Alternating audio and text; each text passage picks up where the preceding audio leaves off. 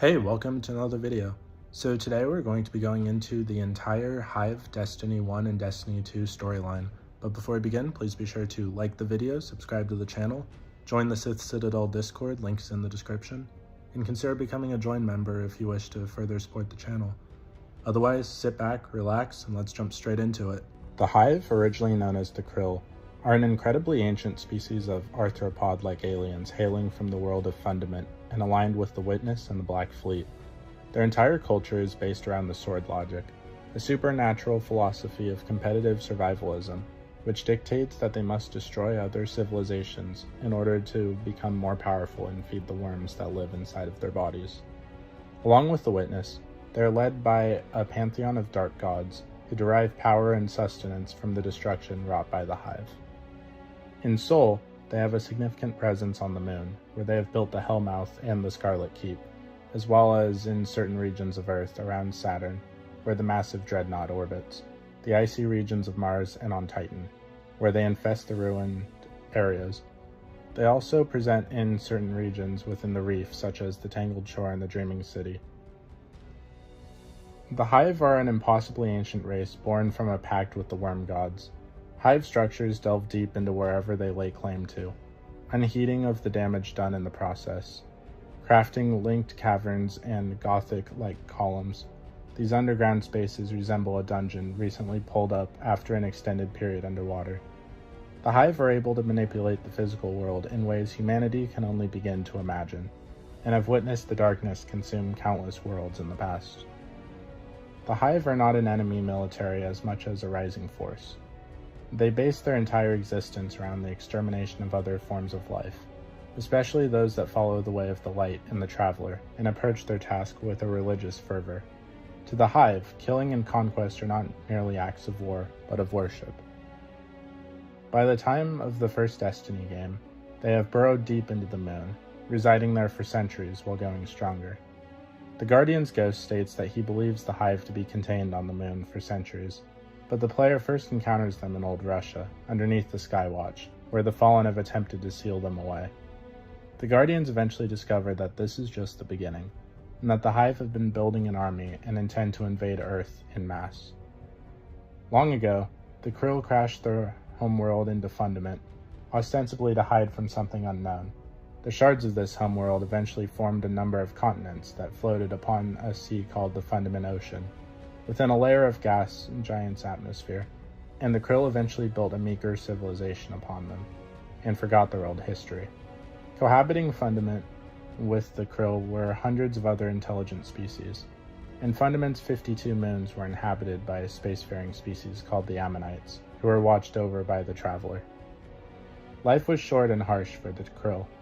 Their natural lifespan rarely exceeded 10 Fundament years, though females who ate mother jelly developed the ability to spawn and live longer. In terms of environmental hazards, Fundament was very inhospitable.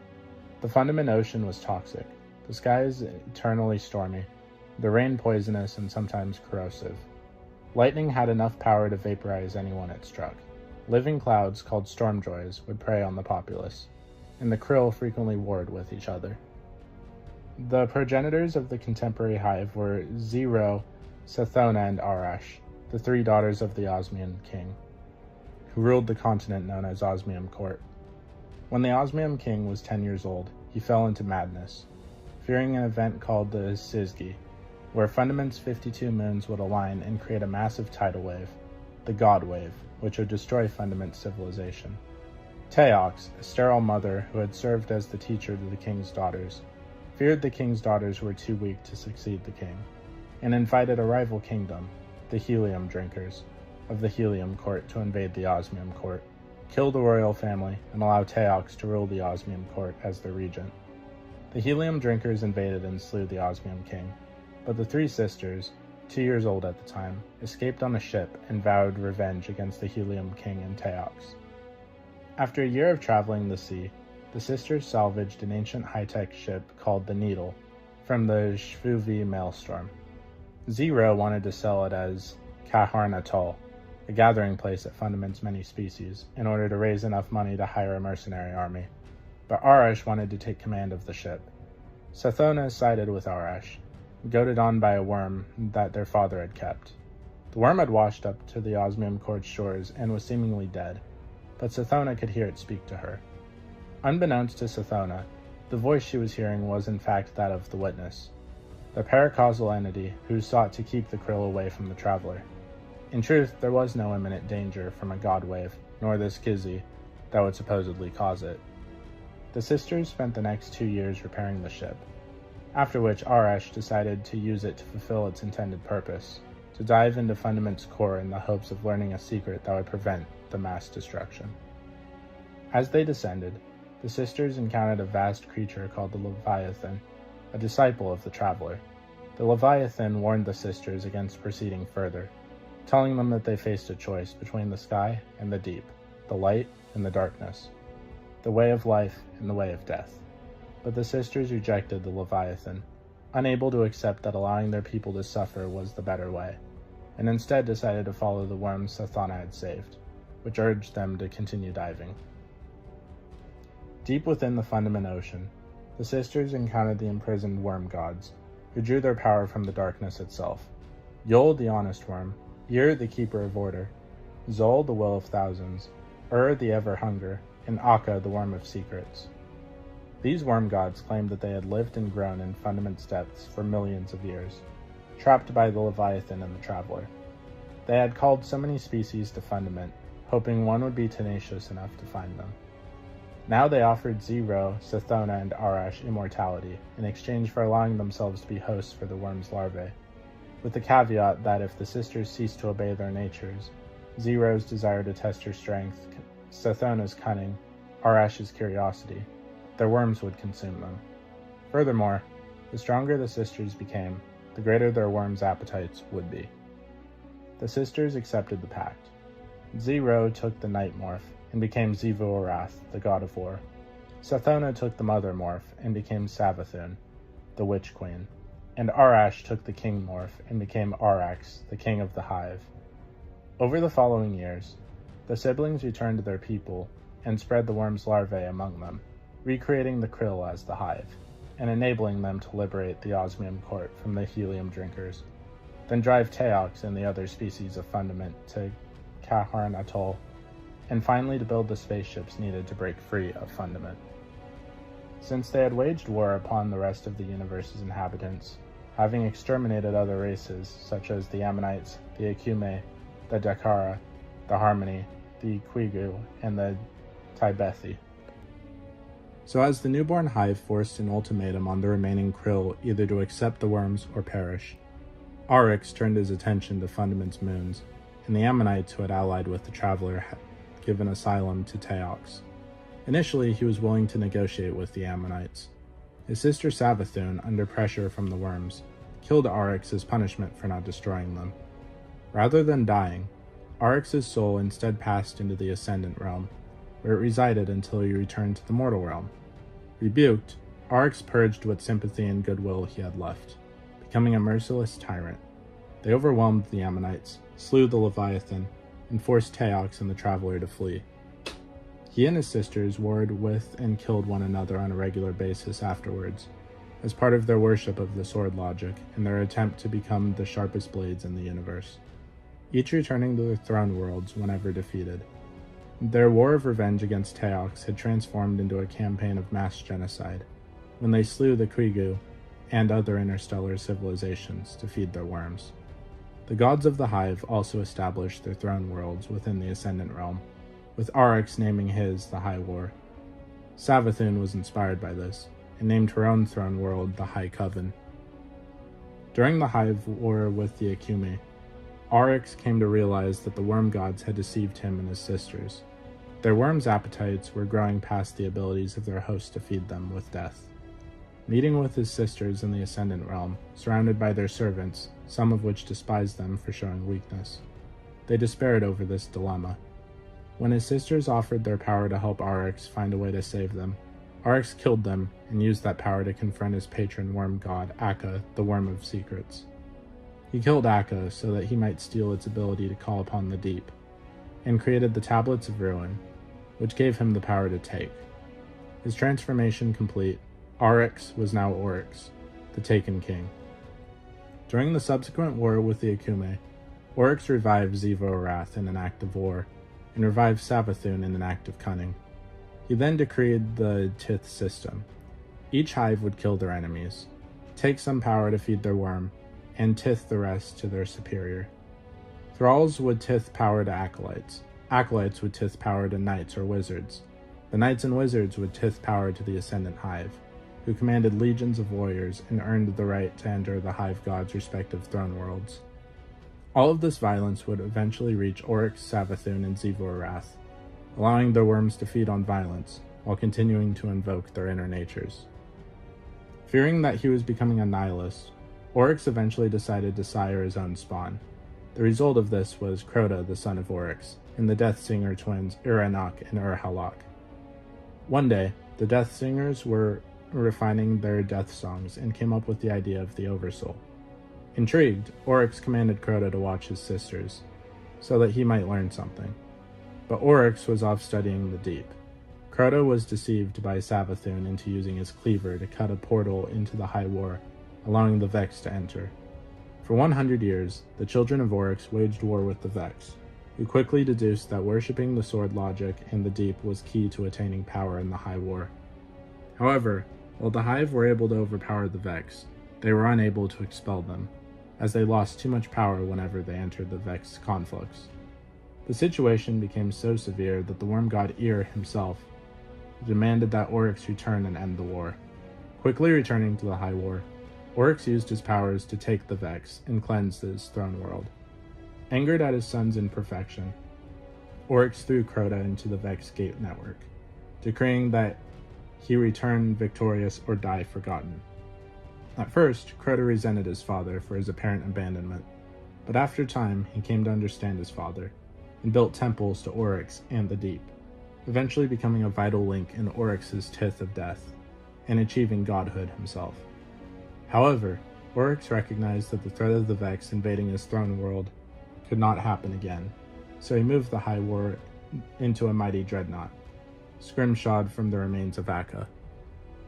During the Hive's campaign against the Harmony and the Vex, Kira, Blade Transform, presented Oryx with a simulation of his former self, Arash. Oryx looked upon the simulation with amusement, while Arash looked upon Oryx in horror, demanding to know what he had done to his sisters and her people. In the end, Oryx took Kira and presented the Vex to Savathun as a gift. When she asked him what proof they had that their actions were right, Oryx simply replied that the Hive's existence was proof enough in their convictions to live eternal by the sword logic. Following the war with Harmony, Savathun decided that her fleets would enter the black hole that the Harmony lived around, claiming they would become stronger for it, while Xivu Arath detached her fleets from Oryx's, as she felt too constrained. Meanwhile, Oryx continued his crusade alone, while ruminating on the future. At some point, before the dawn of humanity on Earth, the Hive had secretly seated themselves deep below the depths of Luna.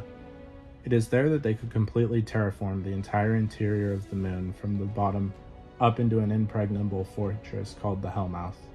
Traces of their presence were first uncovered by human scientists sometime during the Golden Age, when they uncovered an artifact that established contact with the Witness. The Hive would emerge during the collapse, whereupon they slaughtered the inhabitants of the first light lunar installation and the K1 project site. After reclaiming their stake on the moon, they continued to lie dormant and recover their strength for centuries, until finally the threat of their existence faded to myth by the time of the City Age. During the early City Age, Rezel Azir became the first guardian to reach the moon. Pursuing ancient mysteries regarding the existence of the Hive, Rezel made first contact with Xior the Blessed and her betrothed knight. After facing off with Xior's consort and the witch's magic, Rezel emerged victorious and escaped to warn the city of the imposing threat.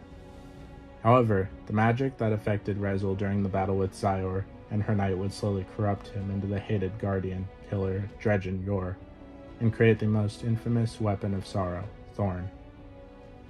As the Hive launched their cedar ships towards Earth, a fire team encountered elements of the Hive at the Rusted Lands in the eastern flooded zone. Only surviving Hunter returned to warn the city of the initial Hive invasion of Earth. Against overwhelming odds, the Guardians succeeded, barely, in repelling the Hive's offense at the Battle of Burning Lake. Not realizing the true threat the Hive posed, they planned a counterattack on the moon. Lord Shax, a veteran of Burning Lake, opposed this, and eventually busted in on a consensus meeting, calling the idea of a counterattack madness, and saying that the Guardians needed to learn about the Hive's swords and find a way to defend against them first. The consensus ignored Shax's warnings, however, and the failed attack that followed was later called the Great Disaster. The sword logic proved to be too much for the Guardians, as countless heroes fell before Crota's blades, rendering the entire battle a mere slaughter. In particular, the legendary Titan Wei Ning was slain personally by the God Knight, who cracked the surface of the moon with his sword, forcing the Guardians to retreat completely from the battle. The Vanguard and Consensus then declared the moon off limits, and allowed only the most elite Guardians to enter. As revenge for the slain, the warlock Ariana III led 5 other Guardians in there in an attempt to kill Crota, only for the team to have their light suppressed in the depths of the Hellmouth, leaving the Hive to pick them off one by one. Only one of the Guardians, Eris Morn, survived, trapped in the Hellmouth for years, only having recently escaped as a lightless Guardian, forever changed, scarred and seeking vengeance upon Crota and the Hive. Years later, the discovery of the hidden swarm stirring beneath the Skywatch at Old Russia was made by newly risen Guardian investigating the House of Devils. Pursuing the recent resurgence of Hive activity on Earth, said Guardian was sent to investigate the whereabouts of a missing scout near the Hellmouth on the moon. What they found confirmed that the Hive within the Temple of Crota was preparing for a second invasion of Earth, this time also attacking the Traveler directly in a ritual to slowly drain its light, using one of its broken shards. Despite the Hive's efforts, the ritual was thwarted, but the threat of the Hive remained, one that would be addressed by the former light-bearer, Eris Morn. So, to recap where the last video left off, years later, the discovery of the hidden swarm stirring beneath the Skywatch at Old Russia was made by newly risen Guardian investigating the House of Devils. Pursuing the recent resurgence of Hive activity on Earth, said Guardian was sent to investigate the whereabouts of a missing scout near the Hellmouth on the moon. What they found confirmed that the Hive within the Temple of Crota was preparing for a second invasion of Earth, this time also attacking the Traveler directly in a ritual to slowly drain its light using one of its broken shards. Despite the Hive's efforts, the ritual was thwarted, but the threat of the Hive remained, one that would be addressed by the former Lightbearer Eris Morn. Crota's spawn would play a major role when his consort Omnigul left the Hellmouth to lead the Hive in their impending invasion of Earth, with a plot to disable Rasputin's Warsat defenses. In retaliation, Eris Morn called upon allies who heeded her warnings in dismantling Crota's army, and to prevent Crota's imminent return. The Guardians slew Crota's disciples, including the Swarm Princes and their commander Sardon, leaving the Hive army in disarray, and thwarted Omnigul's attempt to sabotage Rasputin. To ensure Crota does not re-enter the material world to lead the army himself, Eris guided the Guardians of the Moon, where the Hive attempted a ritual summoning Crota back from his throne world. The crystal tethering his soul in the Chamber of Night would be sent back to his throne world, banishing him from the physical world, and thereby preventing his corporeal return. His general and acting will, Omnigul, was later slain by Guardians who traced her back to Skywatch. Crota's end would be met by the Guardian leading a fire team of 6 to raid the Oversoul throne. Entered from the deepest pit of the Hellmouth, the Guardians would summon Crota from his crystal to engage at his own throne world. When conventional means failed before the Hope Eater, the Guardians turned Crota's own sword logic against him, with the cleavers of his fallen blades, permanently killing him. This would mark the Hive's first true defeat, the loss of one of their gods, and the race's heir to the Osmium throne. The exact nature of Oryx was once unknown to the Guardians, but the name Oryx appeared often enough in Hive rituals that it could not be ignored. Shrines dedicated to Oryx used by the Hive to communicate with Oryx across the universe were known to exist throughout the solar system. Osiris studied the Hive extensively and foretold that the spawn of Crota would one day pave the way for Oryx's coming by snuffing out the worlds of light. Members of the Blood of Oryx Hive sect are thought to be the direct servants of Oryx himself, though it is speculated that he is the master of all other Hive sects as well. After learning of the death of his son, Crota, Oryx personally traveled to the solar system aboard his dreadnought, accompanied by a HIVE fleet and his Taken army. They were met with opposition by Queen Marisov and her reef-born awoken Armorads at the Battle of Saturn, which ended in a Pyrrhic victory for the king, who wiped out the queen's forces with his dreadnought's superweapon. With his fleet decimated after the battle, Oryx's Taken forces attacked Cabal bases on Phobos and Mars to rebuild his numbers and regain his advantage.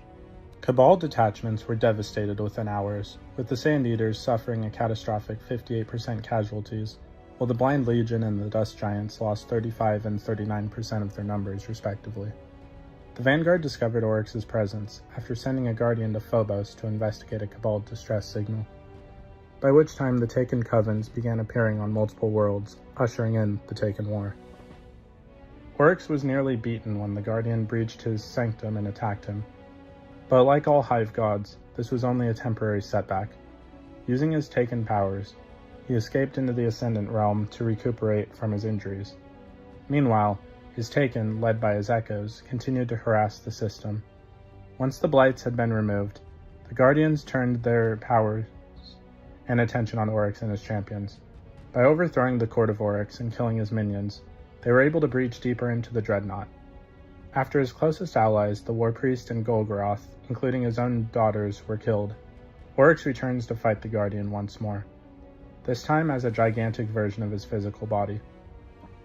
Here, he attempted to pull the Guardian raid team into the darkness multiple times, take them, but they were able to use Oryx's uncaptured light against him. By slaying his Light Eater ogres and knights, and then detonating the light they left behind to wound him, the Guardians were able to strike at the God King's heart directly, slaying Oryx for good. Though the God King of the Hive was slain, the Taken War did not end with his death. Hive and Taken forces remained at large in the solar system, that the Guardians maintained steadfast vigilance against. A great many Hive and Taken champions were hunted down and destroyed before they could infest the system any further. Since the Guardians refused to take Oryx's place as the next Taken king, various powerful Hive and Taken entities arose in a bid to claim the Osmium throne for their own. Chief among the contenders for the throne were Alakul the Darkblade, a powerful Hive warrior Oryx imprisoned for an earlier usurpation, and Malok, the Pride of Oryx, a former scion of Savathun taken by Oryx. Before Alakul could break out of his shadowed cell, Eris Morn called upon the Guardians to break into the prison section of the Dreadnought, not only to remove the potential candidate for the throne, but also avenge her fallen comrades who fell to Alakul. Fighting to Alakul's cell at the Hanging Crypts, the Guardians battle with the Darkblade within his own black cell, but after a tense battle, they succeed in striking him down. Sometime later, Malok enacted his own campaign to seize Oryx's throne, using his mastery of the Blights to further his goals and possibly launch an all-out assault on the last city to prove his claim. However, word of his activities caught the attention of Varix, who relayed his findings to Eris Morn. Calling upon the Guardians once more, they managed to drive Malok out of the Dreadnought, forcing the Hive Prince to retreat to the Hellmouth of the Moon. Tracking Moloch, the Guardians fight past his Taken forces and persevere against the Blights, before reaching at the sign of Oryx, where Malok makes his final stand. Despite his mastery over the Blights, Malok failed against the Guardians. Alakul and Malok's death would leave the Osmium throne remaining vacant and mark the official end to the Taken War. The worst case scenario, the Splicers aren't in territorial war with the Hive, they're experimenting on them, as said from the Ghost in the Siva Crisis. Following a year after the Taken War and the death of their God King, the Hive on Earth still appear to be organized but hunkered down in their nests, and have recently gone into conflict with the Siva-augmented fallen Devil Splicers in the Plague Lands. Soon enough, the ambitions of the Splicers, led by a Kovic Splicer priest, extended to experiment on not only themselves, but the Hive as well. Whether to control them as a slave army or to weaponize their mysterious biology. Furious, the Hive began an all-out war with the Splicers, though the efforts of the Guardians, not out of pity, the Fallen's efforts to control or weaponize the Hive were thwarted and Kovic was killed. The Hive remained active by the events of Dominus Gaul's invasion. They have somehow managed to infest Saturn's moon, Titan, engaging Guardian and Fallen forces on the moon. The Hive found on Titan were noted to have undergone a physical change in regards to their eyes by the time of the war. After the Red Legion succeeded in attacking the last city and sealed away the Traveler's Light, the Lightless Guardians of the Vanguard, led by Commander Zavala, took what remained of the Vanguard fleet to Titan to set up a base to plan their counterattack. However, Zavala was unaware of the Hive's infestation of Titan, and when a force of Lightless Guardians attempted to drive the Hive out, they were defeated. To make matters worse, the Fallen House of Dusk followed by a Vanguard. Upon their arrival, the Fallen began to pillage the Golden Age facilities while also engaging the Hive and the Lightless Vanguard. Despite this, the Guardian was able to regain their light and travel to Titan to aid Zavala, clearing out enough of the Hive and reactivating the facilities for the Vanguard to set up a base. After Zavala moved to the farm on Earth, the Vanguard's forces on Titan were under the command of Sloane. Under her supervision, the Guardians began to make progress in driving the Hive away from their base, while also powering the facilities. Throughout the Red War, even after the Guardians reclaimed the last city, the Hive broods on Titan had made numerous attempts to sink the New Pacific Arcology, where the Guardians and Fallen battle. All their attempts were thwarted by the Guardians, and some of their field leaders were slain. Later on, Sloane located the center point of the Hive's rituals, sending numerous teams to investigate, but none returned. After Sloane lost contact with the latest team sent, she requested the Guardian to locate the missing teams and to finish their mission. After delving deep into Hive territory, the Guardians lost contact with Sloane and Zavala but made radio contact with Takeo 3, a Praxtic Order agent and a member of the last team Sloane had sent. She guides the Guardians through the Hive's defenses and encounters strange crystals emitting void light, which was disturbingly revealed to be extracted from Guardians. Takeo further reveals that a massive shrieker, dubbed Savathun's Song, is using the void light for a specific ritual, and they won't be able to destroy the shrieker without void light. Resolving to aid the Guardian, Takeo sacrifices herself by allowing her light to be extracted into a void crystal, which the Guardians use to breach the shrieker's defenses. Takeo's sacrifice was not in vain, as, despite the Shrieker's power and Hive servants, the Guardians managed to destroy the Shrieker, avenging Tico and her fallen comrades.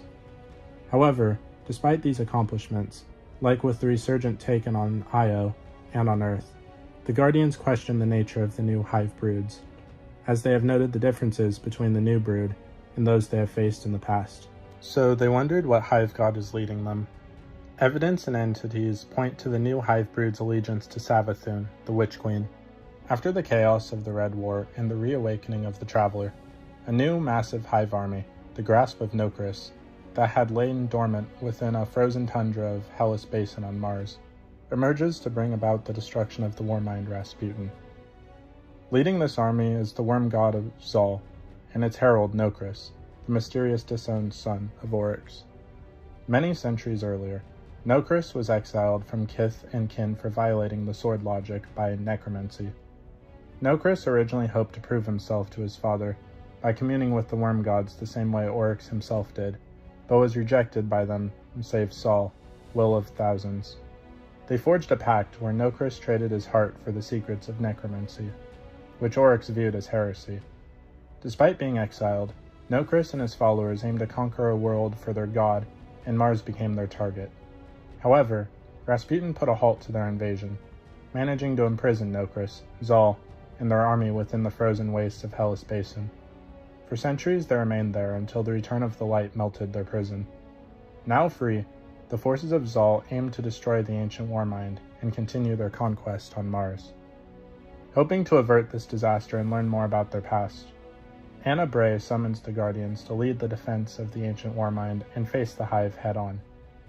The Guardians face off against Zal's horde, but encounter Nokris and the worm god itself, who aim to rule the planet.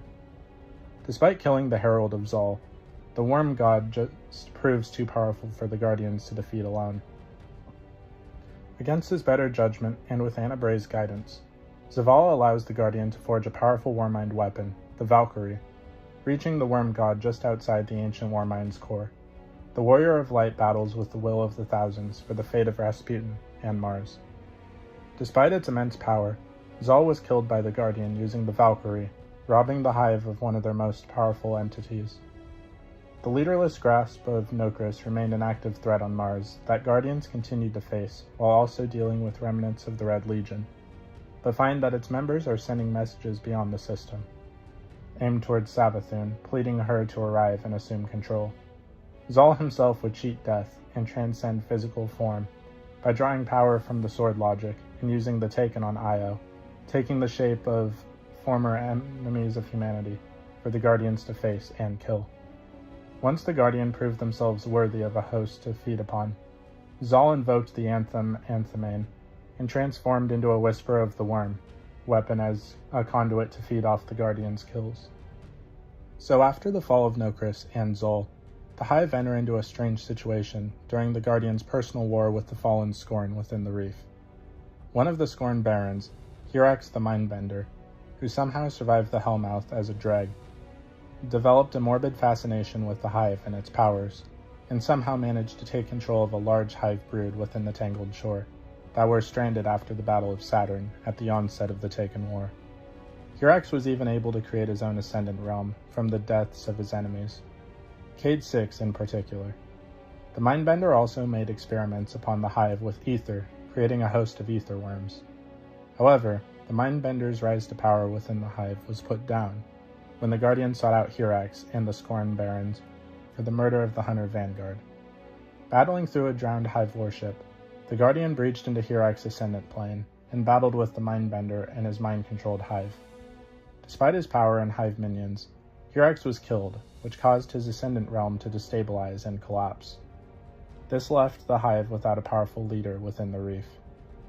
Later on, after the Scorn's failure and the death of their barons, doing a favor for the fallen mob boss, the Spider, the Guardians returned to the disabled Hive warship to clear out the Hive, whose numbers have increased since Hirax's fall. Battling into the ship and deep into the Hive nest, the Guardians encounter knights with ether-infused worms, which they use to break through Hive defenses. Deeper within the nest, the Guardians encounter the progenitor of the nest, Inanon, the Brood Queen, who was also the consort to Hirax. Battling with the Queen deeper and deeper into the nest, the Guardians succeeded in killing the Brood Queen, despite her dark powers. Without the Brood Queen, the Hive's numbers will continue to decrease, and are now without another leader.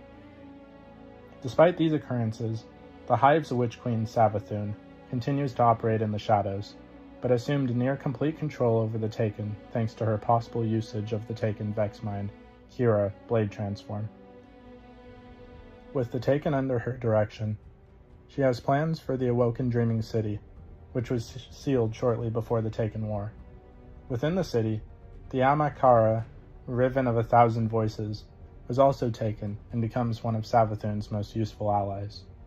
Through Riven orchestrated the Scorn's rampage across the Reef, including the murder of Cade 6. Her plan was to open the gateway to the Dreaming City with Uldren Sov as her puppet. Appearing as his sister, Mara Sov, Riven slowly corrupted the Awoken Prince's mind, bending him to her will until he would gather what was needed to open the gateway to the city, a combination of light and darkness. The Rogue Prince managed to open a way, but instead of his sister appearing as he believed, it was her directing his actions. Only a grotesque Taken creature of Riven's, the voice of Riven, appeared in her place. However, once again due to the Guardian's actions, the Taken Chimera was slain and the Hunter Vanguard avenged, but Riven remained a threat to the Reef and the whole solar system. Nonetheless, finally gaining the Vanguard's support, aided by their Awoken allies and freeing the Techions from Taken corruption, the Guardians managed to kill the corrupted Riven and purge her heart of Taken essence. Unfortunately for the Guardians and the Awoken, Riven's death was planned, and it would grant Savathun a tremendous advantage. In the last moments before her death, and her heart being purified of Taken corruption by the Techions, Riven granted one last wish, to cure the Dreaming City in between the Ascendant Plane and physical reality, with Taken blights engulfing part of the city in a matter of weeks. With the rules of Ascendancy altered by Riven's wish, entities both Hive and Taken under the command of Xivu Arath have appeared in the Dreaming City. These entities pillaged the Dreaming City for relics, bearing dangerous knowledge, but for what purpose is unknown. The Guardian, however, thwarted this plan by stealing the relics back and killing a taken chimera, Xeris, Greed of Zevo Wrath. This suggests an appearance of the Hive's god of war in the future. Following the recent dealings with Callus and the Drifter, the Guardians returned to Luna after hearing reports of renewed Hive aggression, and of a new fortress that was constructed near the Hellmouth, the Scarlet Keep. As the Guardian works with the Vanguard forces in establishing a beachhead and driving the Hive back, they soon encounter the Scarlet Keep, and strange enemies emanating dark essence. The Guardians manage to enter and proceed further beneath Luna's surface, but near the bottom, they find a massive black pyramid structure that seems to be affecting the Guardians' ghosts negatively. Before they could investigate any further, a dark figure forms, one that, to their surprise, bears the image of Crota himself. Though the Guardians put up a fight, they prove unable to actually harm the Phantom of Crota. Just when they are about to be overwhelmed, as new forms emerge taking the images of Gaul and of Ficrul, Eris Morn saves them with her strange enchantment. Regrouping, Eris guides the Guardians on the nature of the Scarlet Keep, and that the pyramid may be in fact a remnant of the darkness that brought the collapse.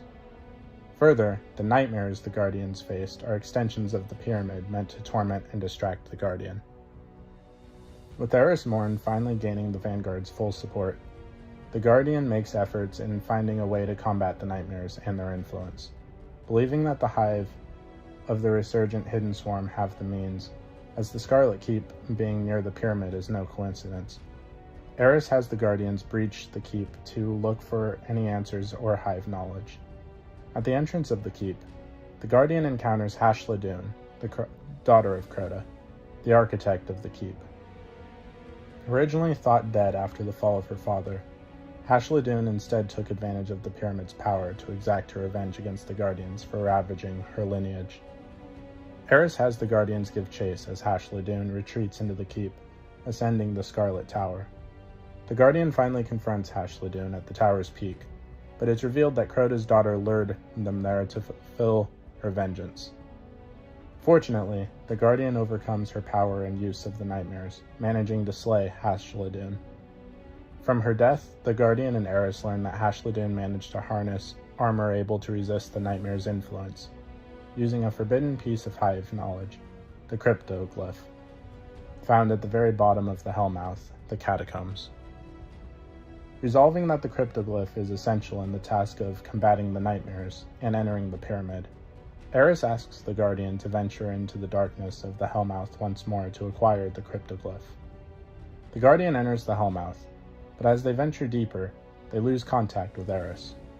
The Guardians finally reach the catacombs and acquire the cryptoglyph after slaying its keeper, Bezerith, the daughter of Crota, also Hashladun's sister. But with Eris unable to extract them, the Guardian had to race back to the surface, with the enraged Hive and nightmares in hot pursuit. Despite the danger, the Guardians managed to escape back to the surface alive, bringing the cryptoglyph to Eris. She further instructs the Guardians in extracting nightmare essence that has taken form over the system so Eris can create the armor necessary to resist and battle the nightmares guarding the pyramid. The Guardians managed to acquire and fuel the essence after slaying the nightmares of Skolas, who embodied pride, Tenkis, who embodied isolation, and Fogoth, who embodied fear.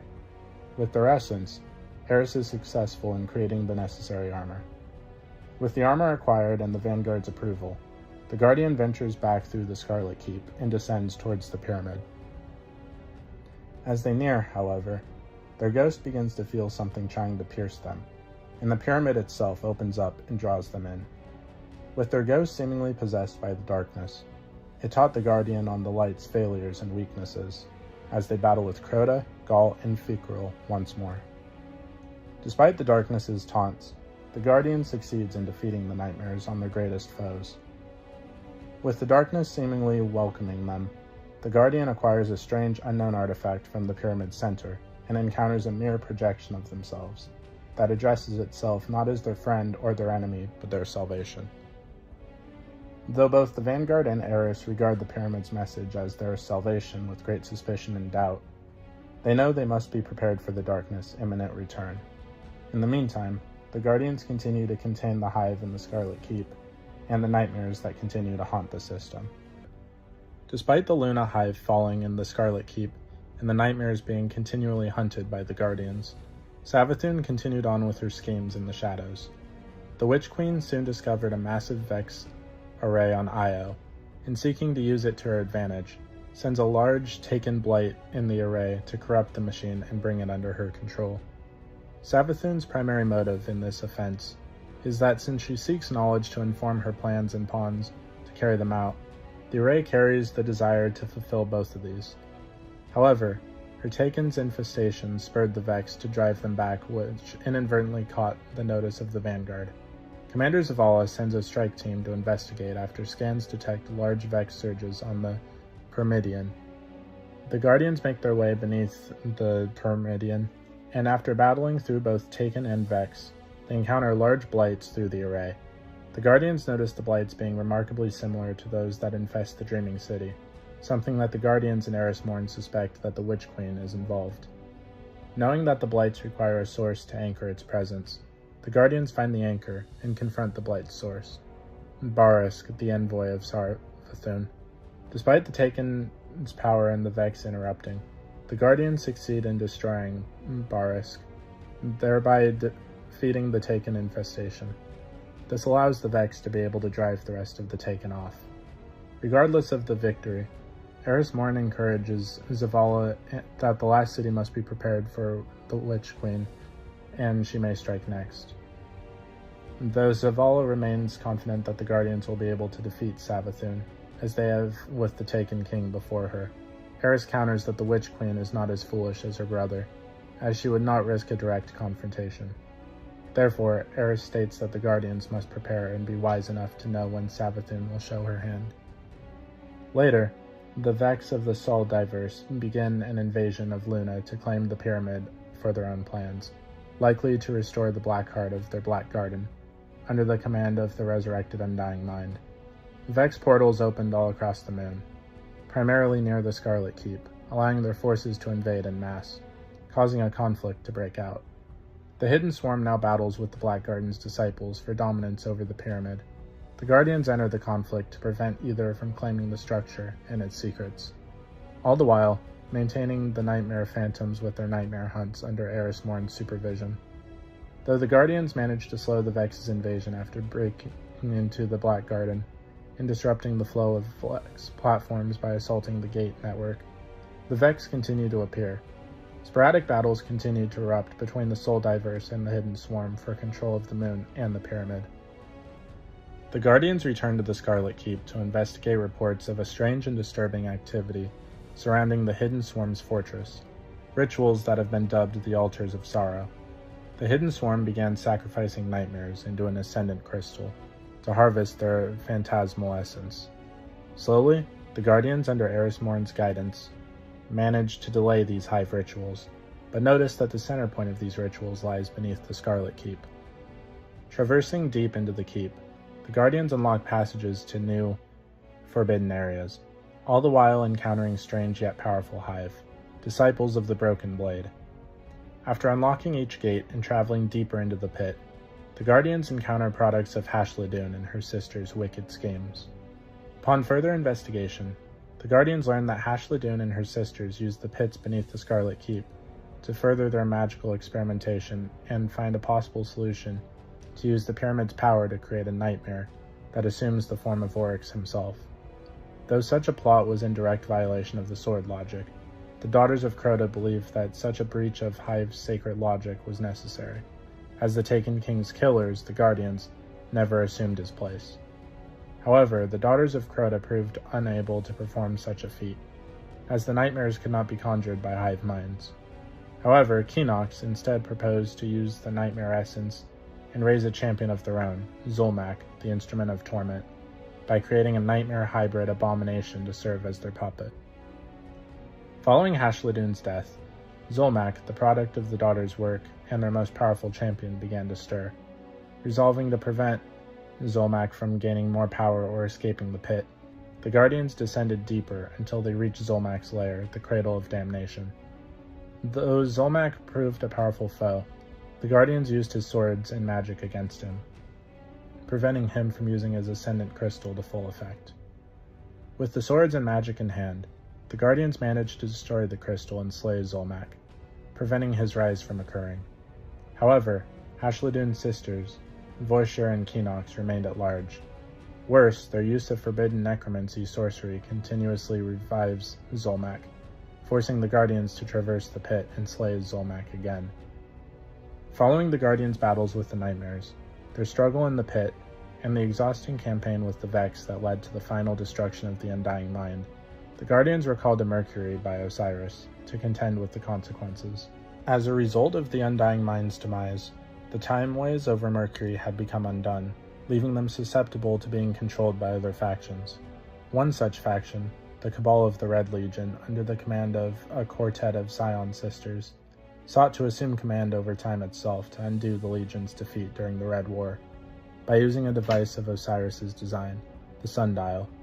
However, the Guardians, under the guidance of Osiris, were able to thwart the sisters in their mission to assume command over time, falling to the Guardians one by one, even when they combined into a single powerful Scion Flare.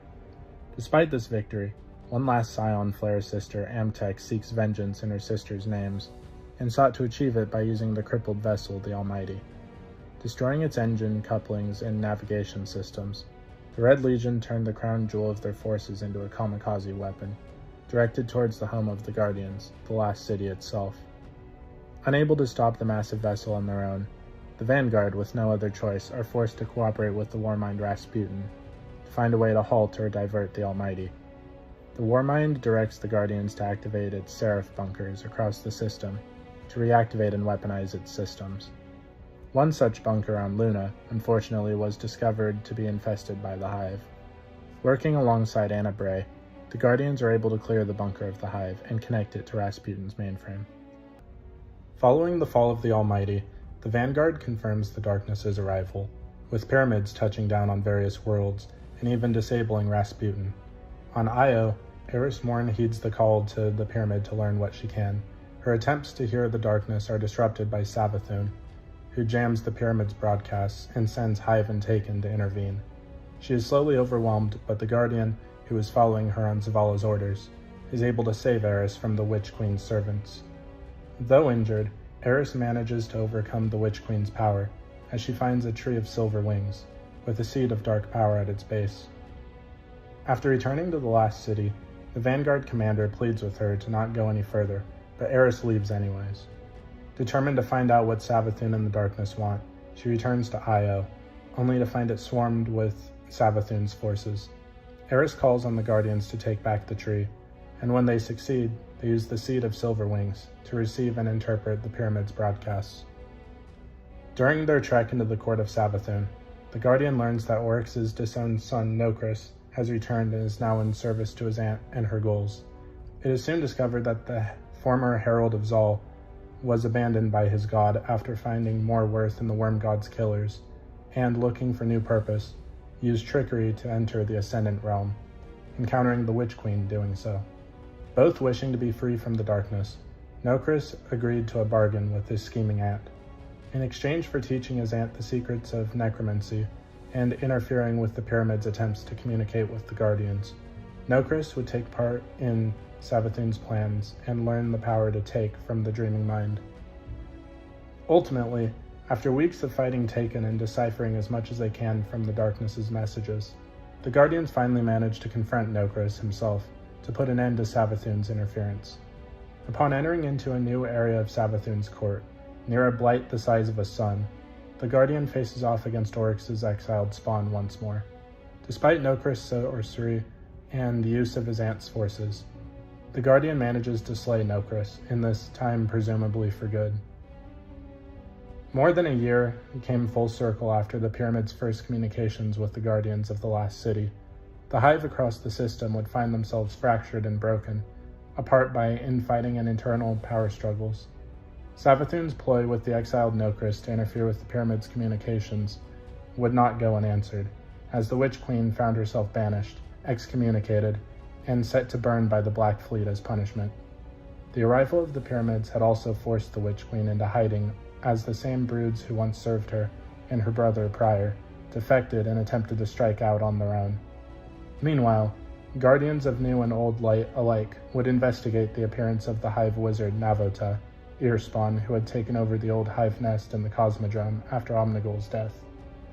After killing Guardians Castor III and Maeve, Navota would attempt to finish the remaining member Shah Han, only to be driven off by a newly risen Guardian. With her position threatened by brood rivals, suspicious of her weakness, the disgraced Navota was forced to make a final confrontation with the Guardians at the Terrestrial and Jovian complexes. Despite attempting to rally a brood in a trap, she was defeated and the Hive and the Cosmodrome were left scattered and deprived of leadership. The remaining two daughters of Crota, in their hiding along with the very last of the noble dynasty of the once great God King of the Hive, Oryx, were dealt another death blow. Almost a week after the Guardians' investigations and toils on Europa, the legendary warlock Osiris came to Luna after tracking the most potent of the cryptolith's signals across the solar system. Beneath the shadow of the lunar pyramid, Osiris came across a massive gathering of Hive that featured the remaining entirety of the Scarlet Court, including the daughters, along with the High Celebrant of Zebra-Urath. Unknown to Osiris, or likely the Swarm, the High Celebrant was sent to Luna to wrest free the swarm of the Witch Queen's plans and instead reform Luna in Xivu's image, a world where all Tiths would tribute to her. In an audacious and suicidal move described by Sagira, Osiris descended upon the gathering as a mighty phoenix. He was and began to slaughter the gathering. In the years since the events of Shadowkeep, Vosher and Kinox, both heirs and sons and daughters of their own, more nobles to Oryx's legacy. These same offspring would be their respective mothers in their final moments. Vosher and her two daughters, Yashira and Irax, were the first to perish before they could even finish their incantation, incinerated by Osiris' daybreak. Kinox was soon to be second, who attempted fleeing into the services of Luna, and her son, Ogun, and his cohort of knights raised shields to defend her, only to perish from a nova bomb. But despite his efforts, Kinox also perished in the blast. The remaining lesser nobles were killed in the slaughter, which actually strengthened Xivu-Arath thanks to the violence committed by the warlock. Osiris was then stripped of his supers, when the visage and will of Xivu-Arath emanating from the large cryptolith taunted him. Osiris was pinned, and around him were cleaved runes in the stone by the High Celebrant. In a stunning and tragic act, Sagira broke through the oppressive force Xivu projected that was slowly killing Osiris and sacrificed herself, destroying the cryptolith and projection, saving Osiris, but leaving him ghostless. The light in the place of Sagira's sacrifice remained for days. With Kinox and Vosher's deaths confirmed and that of their spawn, the lineage of Oryx would truly meet its end, and without them, Zulmak would be unable to resurrect again. Further, with the end of the Scarlet Court, the remnants of the Hidden Swarm would pledge themselves to Xivu-Arath and her Wrathborn. Following the Black Fleet's arrival, Nokris' fall, and various worlds of the Sol system going dark, the Guardians discover a rise of corrupted Hive activity within the Tangled Shore in the dreaming city of the Reef. They soon learn that the Hive god of war Xivu-Arath had begun to marshal her influence upon the Sol system in absence of her excommunicated sister. From her cryptoliths, this was achieved. These organic hive structures burrowed into the material plane, while rooting themselves in the ascendant realm, calling out to nearby beings to be transformed into Wrathborn. These cryptoliths started corrupting Aliski, but quickly spread to Hive and Cabal. Commanded and aided in their spread by the High Celebrant, they would be the Wrathborn's command and Xivu-Arath's foothold in the system. To combat this threat, the Guardians agreed to a partnership with the Spider and to work with a mysterious Lightborn called the Crow, who is really Uldren Sov revived as a Guardian. In the ensuing weeks, Wrathborn of House Spider, House of Dusk, and the broods of the Hive would be hunted down. As for the corrupted Red Legion, none have been encountered which has concerned Crow. Roughly 8 weeks following its initial escape, the Crow was able to locate the Celebrant hiding within the Dreaming City thanks to the Guardian's numerous Wrathborn hunts. After upgrading the Cryptolith lure, the Guardian and the Crow made their way to the Cryptolith within the Harbinger's seclude, to summon the High Celebrant and end it once and for all. As the Guardian was able to activate the cryptolith, the Crow was able to tag it to make sure it would not escape from them again. The Celebrant would lead them through a wild goose chase throughout the Harbinger's Seclude and the Ascendant Plane while summoning both Fallen and Wrath of the Hive and delay both Guardians. However, it would succeed in escaping back into the Ascendant Realm and closing the portal behind it, leaving Crow inside to deal with him. While the Guardians were seemingly stuck in a hard place, the Guardians used what remained of the cryptolith to forcefully open up one of the pre-existing rifts within the Dreaming City to track down the Celebrant. During the battle, the Celebrant contains the Guardian within a Hive trap and opens up another rift to make its escape, only for the Crow to intervene by destroying the portal from the other side. While the Knight was staggered from the destruction of its only exit, kneeling on the floor, the Guardian finishes the Celebrant off and ends its reign of terror once and for all. So sometime before the Black Fleet's appearance in the solar system, the Hive would lay waste to the Cabal after Savathun managed to corrupt one of their high-profile leaders, Uma Arath, into worshipping the Hive. As a gift to her sister Zivo Arath, Savathun had Uma Arath perform a ritual. In the event of her death, a portal would open, allowing the Hive to directly invade the Cabal homeworld of Torobatl. The plan came to fruition when Uma Arath was killed by her former student Empress Kato, allowing the full force of Zivo Arath's armies to invade. Despite the Cabal's best efforts, the Hive of Zivo Arath slaughtered their people and destroyed much of their homeworld, forcing Empress Kato to order an evacuation of their homeworld and regroup in the solar system, the home of those who had slain Hive gods before, the guardians of the last city. Arriving in the Sol system and explaining her people's plight to Savala and Osiris, Empress Kato beseeches that humanity must unite with her empire to combat the darkness and the Hive, but on the condition that the Guardians kneel before her. Expectedly, the Guardians are quick to refuse, and instead partake in the combat rite to prove their strength to the Cabal. Months of battle wear down Catel's chosen forces, leading to the two groups to forge an armistice. Following the conflicts with the Wrathborn, the fallen House of Salvation and the Cabal, the Guardians discovered their home of the last city plagued by an endless night, which the Vanguard surmised to be the Vex's doing. Requiring aid from one being who could pierce into the Vex's domain, the Guardians locate Mithrax of the House of Light. The Light Kel agrees to aid the Guardians in combating the endless night after they helped him save his people from the Vex. To further ensure the safety of Mithrax's people, Ikora Rey offers Mithrax and his House of Light sanctuary within the last city as they work together, who gratefully accepts, but the decision to bring Alinsky into the last city sparks tension with some of the citizens and the factions.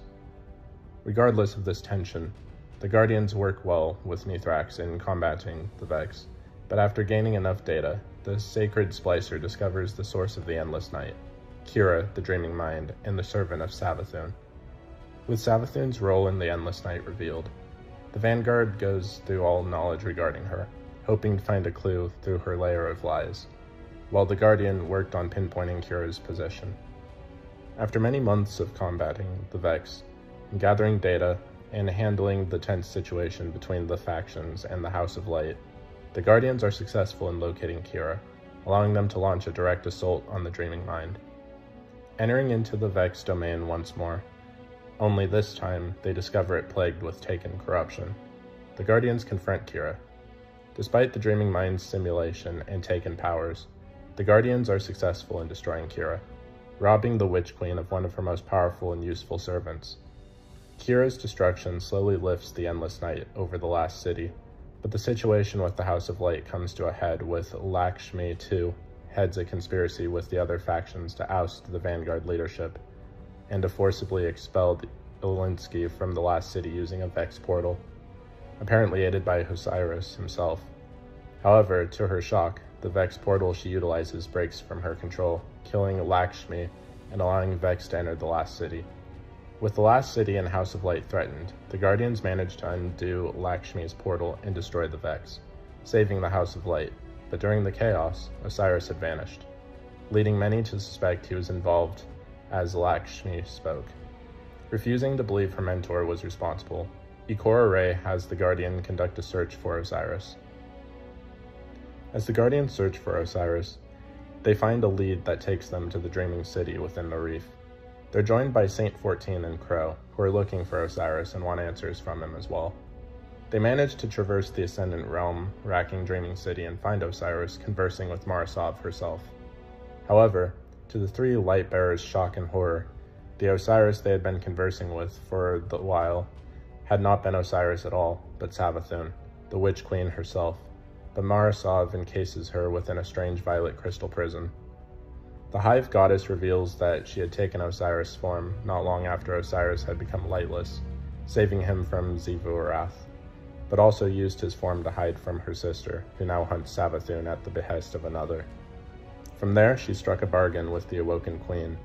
In exchange for releasing Osiris and ending the taken curse over the Dreaming City, Marasov would exercise her worm. Despite not trusting the notorious Queen of Lies, the Guardians agree with Marasov. To excise Savathun's worm, Marasov requires her Tachyon coven, who had been lost in the Ascendant Plane as they traveled the realm before being cornered by Xivu Arath. To find and liberate them from taken corruption, Marasov sends the Guardians to complete the task, fully allying the Reef-born Awoken with humanity of the Last City. Marasov reveals that she went through with her bargain with Savathun, as she knows without her worm, she will be unable to return to her throne world, leaving her vulnerable, but the Guardian remains suspicious that this may be part of the Witch Queen's plan. Hive, under the command of Xivu Arath, would infest the ruins of Wrath in the Shattered Realm, and would seek to disrupt the Guardian from rescuing a lost Tachyon, but would be defeated. Kelgorath, risen from bones, would also seek to claim an Awoken relic for Xivu Arath, but would be slain by the Guardian. The Hive, Taken, and Scorn would continue to cooperate to poison the ley lines, however leading the Guardians to suspect some sort of alliance. Ultimately, after many long months of locating the last of the Queen's Tachyons, restoring the ley lines, and holding the line against Xivu Arath's horde, Marasov informed the Guardian that she now had what she needed to complete her preparations for the ritual. Gathering her Corsairs, anticipating that the God of War will stop at nothing to stop the ritual, and having the Guardian and Saint 14 to provide further protection, Marasov begins the ritual to excise Savathun's worm. Just as expected, Xivu Arath's Hive and Taken forces assault the ritual, but despite their tenacity, they failed to breach the Guardian's defenses. Growing desperate, Xivu Arath summons her champion, Kelgorath, once more, but despite his power and use of the Taken, the God of War failed in her attempt, allowing Marasov to finish the ritual. Now, without her worm, Mara began to release the Witch Queen from her crystal prison to finally achieve justice for her part in Uldren's corruption and death. However, to the Awoken Queen's dismay, Savathun was already one step ahead. In one of her hidden contingencies, she planted a spell within her prison, as it originally formed around her, where upon its shattering, she would be able to spirit away to safety. Nonetheless, Savathun kept her end of the bargain, safely returning the real Osiris to the Guardian. Realizing that they had been outmaneuvered, the Vanguard knows they can only wait until the Witch Queen reveals herself once again and makes her next move. Mars suddenly reappeared, albeit exhibiting temporal distortions, which has the Guardians and Vanguard fire teams deploying to survey the planet. They discovered several darkness-related structures, including the Enclave, and a forge-like device called the Relic within. Research teams led by the Hidden began studying both the structures and the temporal anomalies and documenting their findings. In addition, Cabal forces began deploying across the planet, reclaiming old territory and setting up anti-air defenses. This was in response to Savathun's flagship decloaking over the Martin Cradle and began engaging with Cabal forces. A Guardian, however, managed to board the flagship and reported a terrifying finding: Hive soldiers wielding the light, and with some even having their own ghosts. These light-imbued Hive would become known as the Lucent Brood. Horrified to see the Hive, one of humanity's greatest enemies, wielding the light, the Guardians managed to re-enter Savathun's throne world to search how the Witch Queen managed to steal the light, but encounter a renegade Hive ghost named Finch, who explains that Savathun tricked several Guardian-less ghosts to raise her Hive as light-bearers, claiming they were more deserving of the light than humanity. Finch, however, began to have doubts about Savathun's intentions, leading him to hide out and ultimately refuse to revive the Hive Knight he originally raised. Despite being suspicious, the Guardians listen to Finch, who directs them to the Temple of Savathun that had been made in honor of her sister Xivo Arath, the Temple of the Wrathful, and what they found inside was, to their surprise, Sagira shell, collected by Savathun after her light was taken by Xivo Arath. Traversing the Dark Temple and battling organized Scorn forces, the Guardians were able to retrieve Sagira, but in doing so, they hear Savathun's voice telling them of being called the Witness. Uncertain to what the Witness is, the Guardians learn that they heard was a memory of Savathun, and to fully see the memory, they delve deeper into the throne world, passing various darkness-related illusions, before entering a portal that leads them to a strange area called the Altar of Reflection. There, placing Sagira's shell at the altar, the Guardians sees Savathun's memory where she impersonated Osiris and from his friends learned secrets of the light. Believing that these secrets involved how the Witch Queen stole the light, Ikora has the Guardian continue working with Finch in discerning more from Savathun's memory. However, to fully do so, Ikora allowed the Guardian to enter the pyramid on Europa to directly commune with the darkness, heightening their deep sight abilities to see through the illusions in Savathun's throne world. Returning to Finch, the Hive Ghost informs them of another temple that Savathun had made in honor of her brother Oryx, the Temple of the Navigator, claiming there was a secret within. The Guardians enter the temple and battle with, to their surprise, Alakul, now raised as a light bearer called the Lightblade. Though the Guardian managed to slay Alakul, his ghost managed to escape before they could destroy it. Nonetheless, at the center of the temple, the Guardian found a piece of the Tablets of Ruin, the artifact that taught Oryx how to take. Bringing the tablet piece to the Altar of Reflection, they see Savathun's memory, where she refused to become the Taken Queen, but learn to their shock that Savathun intends to bring the Traveler to her throne world and seal it away, as a way to protect it from the Witness.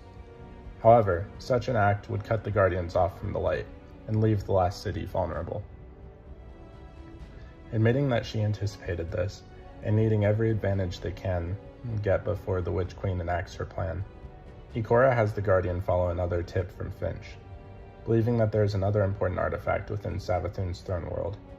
Finch informs the Guardian that deep within the tunnels of the quagmire lies a temple dedicated to Sathona, the Witch Queen's former identity before becoming a Hive god, and within lies an artifact next to the statue of Sathona. Despite heavily entrenched Scorn forces and many illusionary securities impeding them, the Guardians manage to locate the Temple of the Cunning and enter it. There, they find the statue of Sathona, and after slaying the Scorn Warden and moving past Savathun's illusionary tricks, they collect a separate piece of the statue, a calcified worm familiar, the same one Sathona had kept by her side and that whispered to her about Fundament's end. However, taking the familiar activates a powerful illusion of the Amakara and a suffocating haze that nearly kills the Guardian. Despite this, the Guardian manages to escape with the worm familiar and attempts to take the familiar into the Altar of Reflection, but the portal entrance rejects them, forcing Ikora to call upon Eris Morn for guidance. Eris tells them that from a trusted source, Marasov, a memento for Savathun before her conversion to the light is located deep in her fortress, a possible answer to how the Witch Queen gained the light. Guiding them to the apothecary wing of the fortress, Eris claims that the item is a crystal that was once a part of Savathun's prison during her time with the Awoken. Using their gift to pierce through illusions, the Guardian is able to traverse Savathun's fortress and breach the apothecary, the grounds from which the Lucent brood conducted their wretched experiments with the light. Within the apothecary, the Guardians search for the crystal, but encounter the keeper of the apothecary, Savathun's right hand, a light-bearer wizard. Chasing the wizard throughout the apothecary, the Guardian manages to corner the wizard at the crystal's location and slay her. Grabbing the crystal allows the Guardian to hear a piece of Savathun's memory, but to fully see the memory, they return to the Altar of Reflection, bringing the crystal to the altar. The Guardians witness that after Savathun escaped from her crystal prison in the reef, she came to Earth to a mountain range overlooking the Traveler in the Last City. There, she came to the Traveler as a supplicant, but at that point, the wounds from her escape became too much and died. However, to their shock and horror, the traveler willingly has a ghost, Imuru, revive Savathun as a light bearer the same way as a guardian. At the memory's end, Savathun herself enters and thanks the guardian for helping her remember her memories, proving that the Witch Queen never stole the light but was granted it. Before Savathun could attack the guardian, they managed to escape and report back to the last city, telling the vanguard of the awful truth they just witnessed. The vanguard is left completely shocked and rattled to the core that the traveler would raise Savathun, one of humanity's most devious adversaries, and grant her the light. Zavala himself is left incredulous, and in near denial, but Eris Morn points out the traveler's behavior of uplifting countless civilizations, and then abandoning them in the Book of Sorrow. Zavala attempts to denounce this as mere HIVE propaganda, but Eris further details that the Fallen themselves tell a similar story. The moment the Witness and its Black Fleet arrived, the traveler left, leaving them to the whirlwind, and eventually making its way to the Sol system. However, Zavala angrily reminds everyone present that when the Black Fleet arrived in the solar system, the traveler sacrificed itself to save humanity. Yet the Vanguard commander cannot comprehend that after everything the Hive had done, the traveler would give Savathun the light.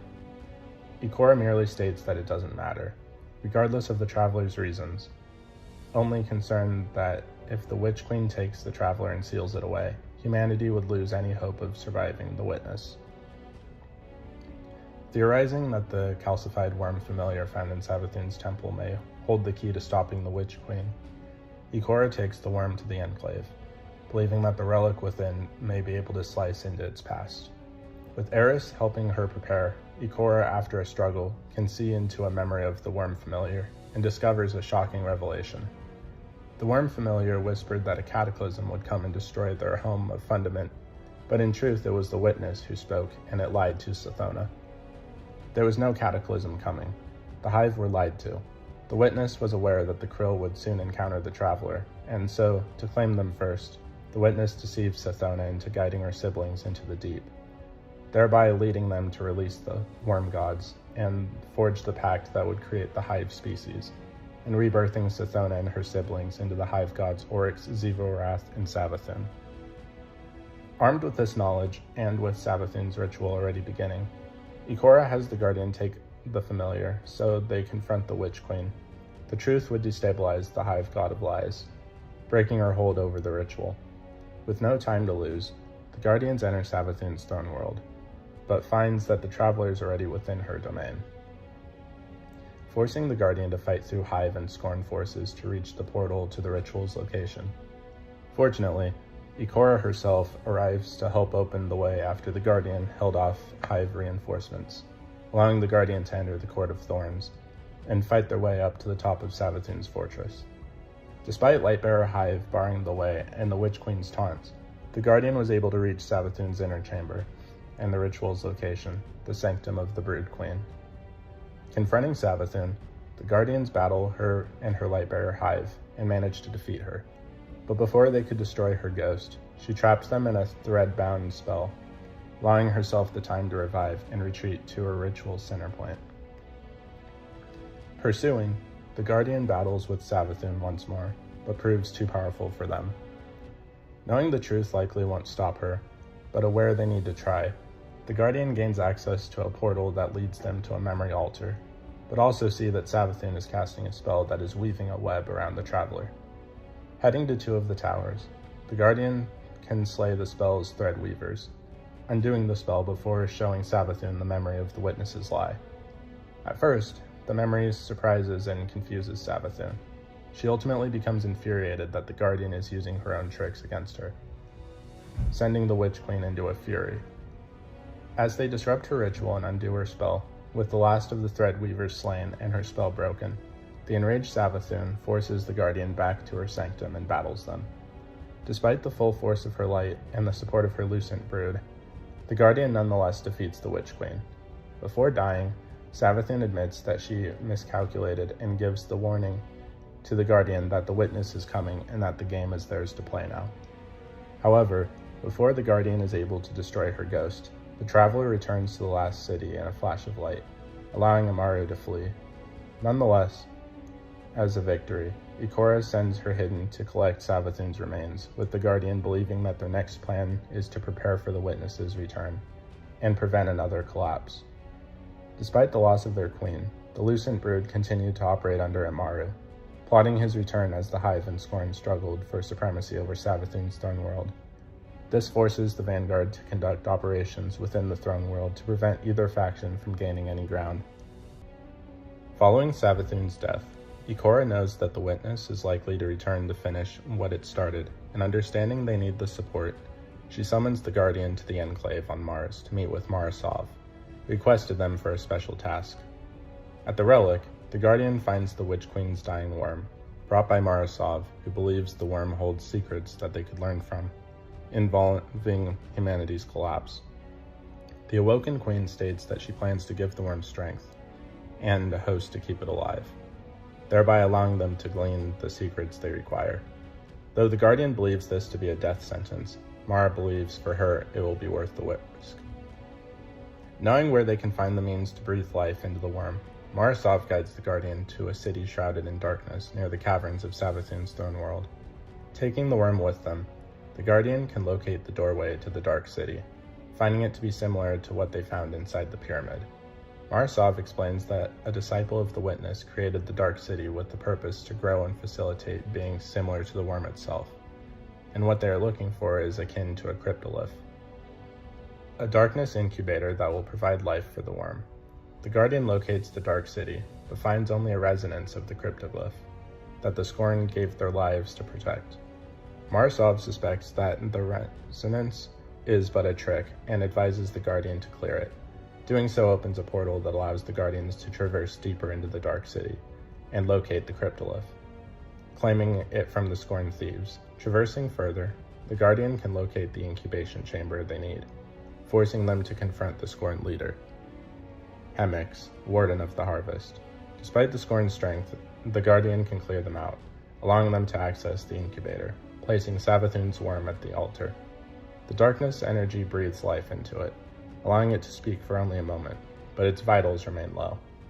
Marasov believes this to be a partial success, and knowing that there are more incubators hidden within the throne world, she tasks the Guardian to keep the worm safe and refill the cryptoglyph with energy, while she locates more incubators.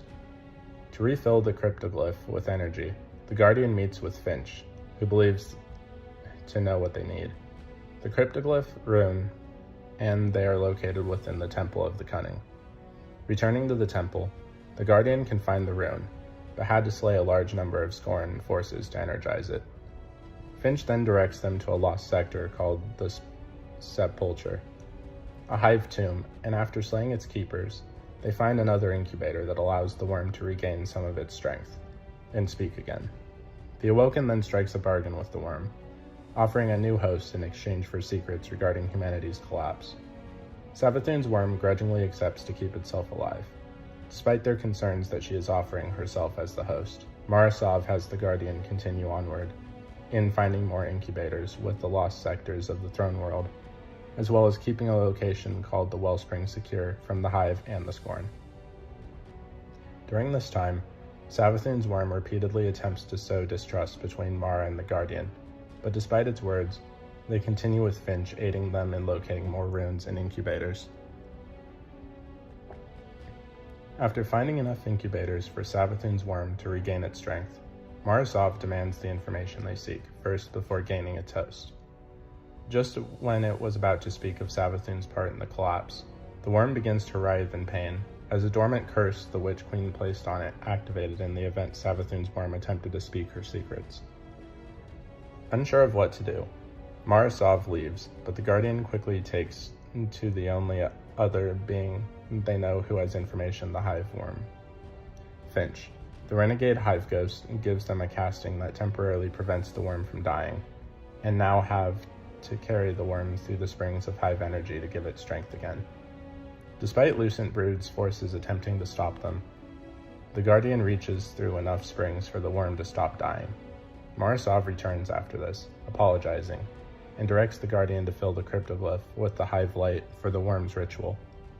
Returning to the apothecary, the Guardian manages to steal the Hive light they need to reach the temple, of the Wrathful, where Morosov lays the groundwork for the ritual.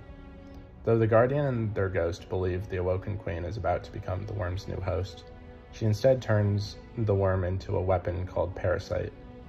Much to the worm's shock and dismay, Mara clarifies that she fulfilled her end of the bargain by providing a vessel for the worm, thereby allowing it to continue living. But its new host is now more like a prison, to which the worm objects. The Scorn react to the worm's presence in the ritual, and to prevent the worm from escaping, Morosov has the Guardian hold them off with their new weapon as she completes the ritual. The weapon proves itself useful against the Scorn, as Morosov finishes the ritual and now demands Savathun's worm deliver its end of the deal. Though angered at being deceived, it nonetheless agrees. Savathun's worm tells them in the wake of humanity's collapse, Savathun rode along in the apocalypse, but deceived the witness when it turned a violent gaze upon the traveler, weaving tricks and lies that ultimately turned the tides and forced the witness to return to the stars. Though this information leads Mara and the Guardian to believe that Savathun tricked the witness to save humanity, Savathun's worm corrects them, stating she did so to protect the traveler. With this part of the deal complete, Savathun's worm refuses to speak anymore, but Morosov is nonetheless satisfied with the information they now have. The Awoken Queen then gives the Guardian another task, to keep the weapon so the information the worm has does not fall into the wrong hands, and hopefully it will speak more of its secrets. Though Savathun had been defeated, the Guardian still had to deal with her Lucent brood, and more importantly, the ramifications of killing Red Legion Cabal on Mars during their early missions against the Hive, which is a breach in the last city's armistice with the Cabal Empire.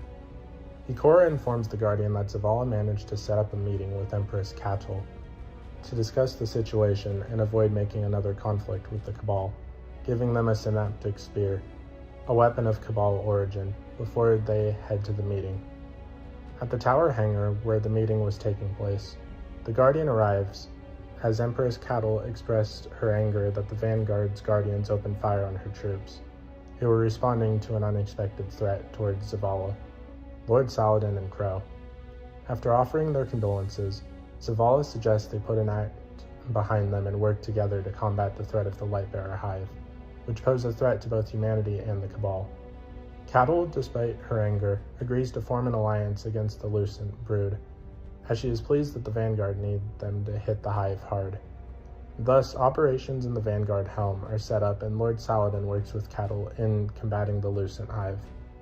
Catul explains that the synaptic spear is a weapon made from light-suppressing technology, refined and weaponized. The Cabal Empress then instructs the Guardian to locate the Hive Lieutenant brimming with Savathun's influence. Then her scions will force it into their mindscape, connect the Guardian's light with the weakened Hives. Doing so will force the Guardian to face the embodiment of the Hive belief in their god, an aspect of Savathun. At that point, the Guardian will use the spear to destroy that aspect, rendering the Hive lightless. Without a worm or the light, the Hive will die, but Catul informs the Guardian that her scions keeping them alive. They can bring it to the Vanguard's helm and have Catul's scion shift through the Hive's mind to discover any secrets. Though Lord Saladin was reluctant to work with the Cabal, the Iron Lord finds the Lightbearer Hive sickening and agrees to oversee operations. As Ikora focuses on Savathun's throne world, Lord Saladin directs the Guardian to locate Lucent Hive that breached into the EDZ, catching Guardians unprepared, killing them and stealing their light. After heading to the EDZ, the Guardian succeeded in battling the Lightbearer Hive, using the spear to sever their connection to the light and bring it to the Helm research site. The Psiorium for the Scions to gaze into Lucent Hive strategy.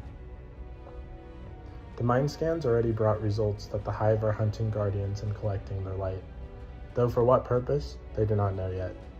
Despite the method in which the Scions put the Hive in a painless state of being neither alive nor dead unnerved Zavala, Saladin, and Crow, they nonetheless forge ahead in capturing more Lightbearer Hive, and stopping Lucent Hive operations in the EDZ and the Cosmodrome. The Guardians and Cabal unified efforts in capturing light-bearing Hive lieutenants would force the Lucent brood to redouble their efforts, increasing their hostilities on all fronts, leading Lord Saladin to believe that they're getting close to whatever it is they're hiding. Ultimately, the Guardians' efforts led to the Hive falling into disarray. Lord Saladin then spoke to Empress Catel's most trusted scion, who runs the Sciorium, telling the Iron Lord that within the minds of the Lucent Hive, he saw flashes of gray and red, leading Saladin to believe they will soon know where to strike next. Saladin's suspicious would be confirmed after the Scion was able to deduce the Hive's ritual's location, the Scarlet Keep on the moon. Further, the Lucent Brood intends to claim the keep for their own, seizing it from Xivo Arath's forces, and using the light they stole from the Guardians, they plan on manifesting Savathun's Stoneworld. With this, the Lucent Brood would be able to launch an invasion of Earth. Gathering her fleet, Empress Catel supports the assault on the Scarlet Keep, sending the Brachus to support the Guardian as they thwart the ritual and capture the lead Lightbearer wizard. Though the ritual was disrupted and the Lucent Brood in disarray, Zavala believes they will likely attempt another invasion again, furthering the need for the Vanguard to cement their alliance with the Cabal. As the Hidden continued in their investigation on Savathun's Stoneworld and the Lucent Brood, Ikora Rey discovered that the relic the Guardian found in Savathun's fortress, the same one that allowed them to forge the glaive, was meant to lure the Guardians further into the Witch Queen's domain. Beyond that, however, Savathun didn't have any other plans for it. Her ghost Amaru, however, had further ambitions for it, planning on creating new, more powerful weapons for the Lucent Brood. Wanting to prevent the Hive from having enhanced glaive weapons and likely to have a chance to take out Amaru himself, Ikora organizes the Guardians to use osmic fragments to lure Amaru out of hiding, and take out the Hive Ghost supplier in one fell swoop. Taking the fragment they had found in their investigation, the Guardians set up their trap in the Queen's Bailey of the Throne World, where Amaru was conducting a shaping ritual. Though the plan worked in drawing Amaru out, the ghost got away, but the Guardians nonetheless prevented the Lucent Brood from receiving any advanced weapons, ending Amaru's scheme for good. Despite the loss of many of their Lightbearers and Amaru's failure, the Lucent Brood remained active, but operated under the Vanguard's radar, as they contended with the resurgence of nightmares, the return of Callus, and of his intention to become the newest disciple of the Witness. However, following the nightmare containment and preparing for when Callus would make his next move, the Guardians would have to contend with another servant of the Witness, Eramis, the ship stealer, and Kel of House Salvation. Freed from her stasis prison, the Dark Kel was given the order to find relics containing pieces of fallen disciple Nezarec, which were once used by fallen of the old crews. As the Guardian tracked one specific relic, held in the possession of Alakas, the Beast Tamer, they found her lair ransacked and most of Alakas' crew killed.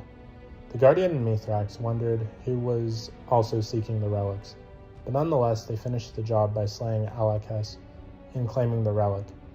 It wouldn't be until the mission to claim the relic held by Viseric the Coward that the Guardian discovered that the Lucent Brood attacking the old crews, revealing themselves to also be seeking the relics, but for what purpose is unknown.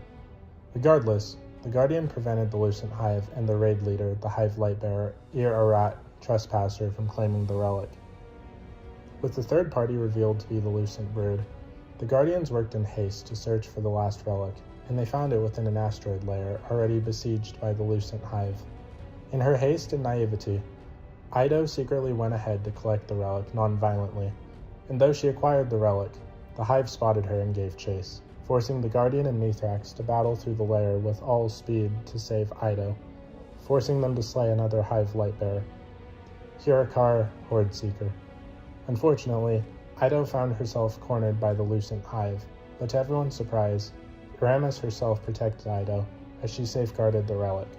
The Lucent Hive ultimately failed to collect the last relic, as the last of their raid party was killed by Eramis. Following both Eramis and the Lucent Brood's failure to secure the relics of Nezarec, the Hive War God would re-emerge once more to consolidate her power over the system and prepare for the Witness's invasion. To do so, Xivo Arath amassed her Wrathborn forces to seize control over the Warsat network in the wake of Rasputin's continued incapacitation. In addition, Xivo Arath assumed control over most of what was left of the House of Salvation, corrupting its members or resurrecting them as scorn, serving as a punishment for Eramis. Though Xivo Arath gained control over some of Rasputin's defense systems, the whole network remained out of reach. forcing the war god to target one of the Warmind's creators, Clovis Bray himself. Trapped as a stationary AI within the creation labs on Europa, the Guardians, under the direction of Anna Bray and the newly awakened Osiris, also go searching for Clovis Bray, as he was needed to restore Rasputin's central core systems. Though the Guardians were delayed due to some of the Warmind's defenses being used against them, they were nonetheless successful in rescuing Clovis from being subjugated by Zivo-Arath's forces. With his main AI being transferred to a prototype exo-frame on the helm, Clovis reluctantly agreed to aid Anna and the Guardians in restoring Rasputin. He first directs the Guardians to an underground Seraph bunker on Luna, containing the main data of the submind Malahayati. Despite the heavy Wrathborn presence, the Guardians were successful in retrieving Malahayati. Next, with further aid from Marasov, the Guardians head to Earth, into another bunker containing the data and Warsat launch location. Despite Empress Cattle's earlier efforts, the bunker's Warmind defenses forces the Guardians to infiltrate the facility and gain the data they need. However, they could not hold the facility, as they lack all data they need to launch them to the central hub of the Warsat network, the Seraph Station, a space station hovering in orbit over the last city. In time, Clovis decrypted the next submind needed, Charlemagne, deep within the vault on Mars. However, as they need Charlemagne intact, the Guardians make use of the time wounds found on the planet, windows into the Golden Age, which allows them to access Charlemagne's data in pristine condition. However, during this mission, the exo-stranger Alice Bray arrives to aid her sister, but immensely objects to Clovis Bray's involvement on the mission. Despite the argument, Elsie nonetheless agrees to aid in the mission, but continues to hold their grandfather under a watchful and suspicious eye. The Guardians, meanwhile, infiltrate the Mars facility, heavily infested with HIVE and Taken forces alike. Despite the Warmind's defenses impeding them, the Guardians manage to reach the vault with Anna and Elsie's aid, but would be forced to face an old and determined foe, Kelgorath, risen to serve Zivo-Arath once more, and made into a dark blade.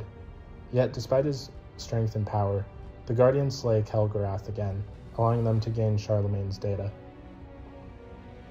In addition to gaining Charlemagne and Malahati's data, the Guardians were advised by Anna and Clovis to seek out a vault hidden within the Bray Patriarch's facility on Europa, beneath the exoscience labs, the Yggdrasil stack, to help them understand the submind frameworks and to merge it with their mainframe. As the Guardians infiltrated the labs, they encounter Warwatcher, Eye of Zivo-Arath, a powerful Hive Shrieker and commander within Zivo-Arath's horde. Despite the Shrieker's power, the Guardians destroyed it, allowing them to gain access to the vault, and in the process temporarily blinding Zivo-Arath on Europa. Eventually, the Guardians made preparations for when Rasputin would be ready to assume control over the network again. First by preparing the Seraph Station to be more accessible for the Warmind, Elizabeth and Anna Bray developed a means that would make it easier for the Guardian to board the station once Rasputin is ready. By uploading a virus to the station's security mainframe, they would be able to infiltrate the station and upload the data of Malahati and Charlemagne, making it easier for when Rasputin is ready to assume control over the station. Using a system reboot, the Guardian was able to board the station without setting off any alarms or defenses, but find Salvation Fallen Splicers working under the direction of Zivo-Arath's Hive, led by Harakatha, the Scourge of the Helium Drinkers. Elise surmises that the Splicers may have been tasked to hack the station's mainframe to make it easier for the Hive to corrupt and control the Warsat network. Bypassing the station's heightened security, slaying the Splicers, and eventually Harakatha himself, the Guardians reach the Nexus Control, the main hub of the station. There they battle with, to their surprise, another old foe risen again, Praxis, the Technocrat, now under the moniker The Defiled, and a scorn in service to the Witness. Despite Praxis' stasis powers, the Guardians manage to slay the former lieutenant of Aramis, allowing them to upload the virus and escape before reinforcements arrive.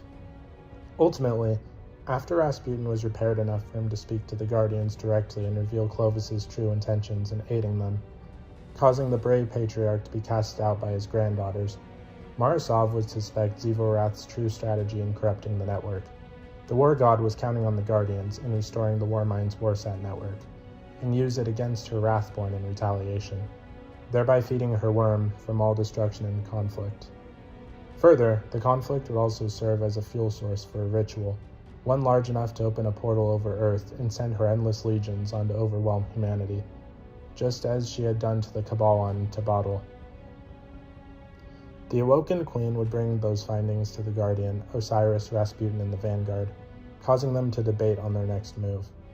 Rasputin is uncertain, as being humanity's protector is his purpose, and not being a weapon is unknown to him, yet he cannot allow Aramis and her splicers to hack into the network and use it against the Last City, thus having the Guardians continue in infiltrating the vaults and collecting submined data. In the meantime, with Zavala, Mithrax, and Empress Cattle, informing them of Zevarath's true plan, Marasov reasons that they cannot restore the Warmind. Anna, however, interrupts and voices her objections, stating that humanity needs Rasputin, and that he is more than a weapon. Mara then suggests a compromise. Instead of having Rasputin smite the Wrathborn, they restore him as Anna wants, but he refrained from using his arsenal, creating a stalemate with the Hive god of war, denying Zevarath the requirements she needs for her ritual. Zavala and the other coalition members agree to the plan, leading the Guardian to continue in their infiltrations of the submined vaults and keeping Seraph Station secure. After many more weeks of collecting submined data and keeping the Hive at bay, Aramis would succeed in gaining access to one of Rasputin's most dangerous protocols, the Abhorrent Imperative, in order that all warsats target the Traveler directly, in the event the Traveler ever intended to leave humanity. Desperate and with little time, Rasputin has the Guardians take his Pillory engram to upload himself into Seraph Station and activate his Aura Sacrifice protocol, which will cause the warsats to self-destruct, but it also sacrifice himself in the process. As the Guardians battle with Aramis's House of Salvation, they made their way to the bridge, where they encountered more of Zevarath's Hive, before ultimately clashing with Iragarza, the Scourge of Earth, as Rasputin uploaded himself into the station, and as Aramis slowly gained access to the warsats. Though the Guardians slayed Iragarza, Aramis succeeded in gaining access to the warsats, having them target the Traveler as it began to leave the Last City. However, Rasputin succeeded in getting the warsats to self-destruct, saving the Traveler and thwarting Aramis's efforts. Yet, instead of leaving, the Traveler stays within Earth's outer orbit, with the Witness stating that it simply had no other place to run to. With the warsat network and the Warmind itself no more, rendering her ritual useless, Zevarath began to have her Hive pull back, but would still maintain a grip on Europa, causing the Guardians to continue operations to prevent the Hive from claiming the moon and corrupt what's left of Clovis Bray. Following the Witness's arrival, and the Guardians combating Callus and his Shadow Legion forces on both Earth and Neptune, the Traveler would be claimed by the use of a paracasual entity called the Veil, to create a gateway upon it. After months of fighting the Shadow Legion and failed attempts to follow the Witness, the Vanguard received a distress call from Titan, from the Deputy Commander Sloan, who had been missing since the moon's disappearance following the Pyramid's arrival. With haste, Zavala gathers Saint 14, Lord Saladin, and the Guardian to head to Titan and bring Sloan home. Arriving at Sloan's last known position at the New Pacific Archaeology, the team finds an area that's eerily quiet, but as the Guardian headed towards the communications array to pinpoint Sloan's location, they come under assault from the Taken and Hive. During this, the Drifter makes a surprise appearance, after taking notice in Titan's return, also looking for Sloan's whereabouts. As they fight off their attackers, they hear the thundering voice of Zevarath herself, taunting them. As the Guardian attempts to silence the Hive War God's battle song, they encounter another celebrant of Zevarath, Azshradat, but it escapes, leaving the Guardian to finish their task in realigning the communications array. However, they discover that Sloan's location is pinpointed 1 kilometer down into the Methane Ocean, where the pressure would likely kill anyone. With Zavala's insistence, the Drifter lends the Guardians some aquatic devices that allow them to survive in the pressure for a brief period. The devices worked, as hoped, and find Sloan, though partially corrupted with Taken energies, along with a massive creature the Deputy Commander claimed is named Asha, and who the distress signal was actually for. Sloan states that Asha saved her life when Titan was taken by the Witness. almost being possessed by Zivorath when her taken affliction began, and claims she is an old enemy of the Witness. Further, her taken affliction not only allows her to be turned into the enemy's radio, but also communicate with Asha, albeit very briefly, and Asha has some very important information to share with the Guardians. With the Drifter's expertise, his use of gambit tech, and of underwater coral plant that bears the same physic properties as the Erigor, the Vanguard believes they can strengthen Sloane's connection to Asha, for her to interpret her messages.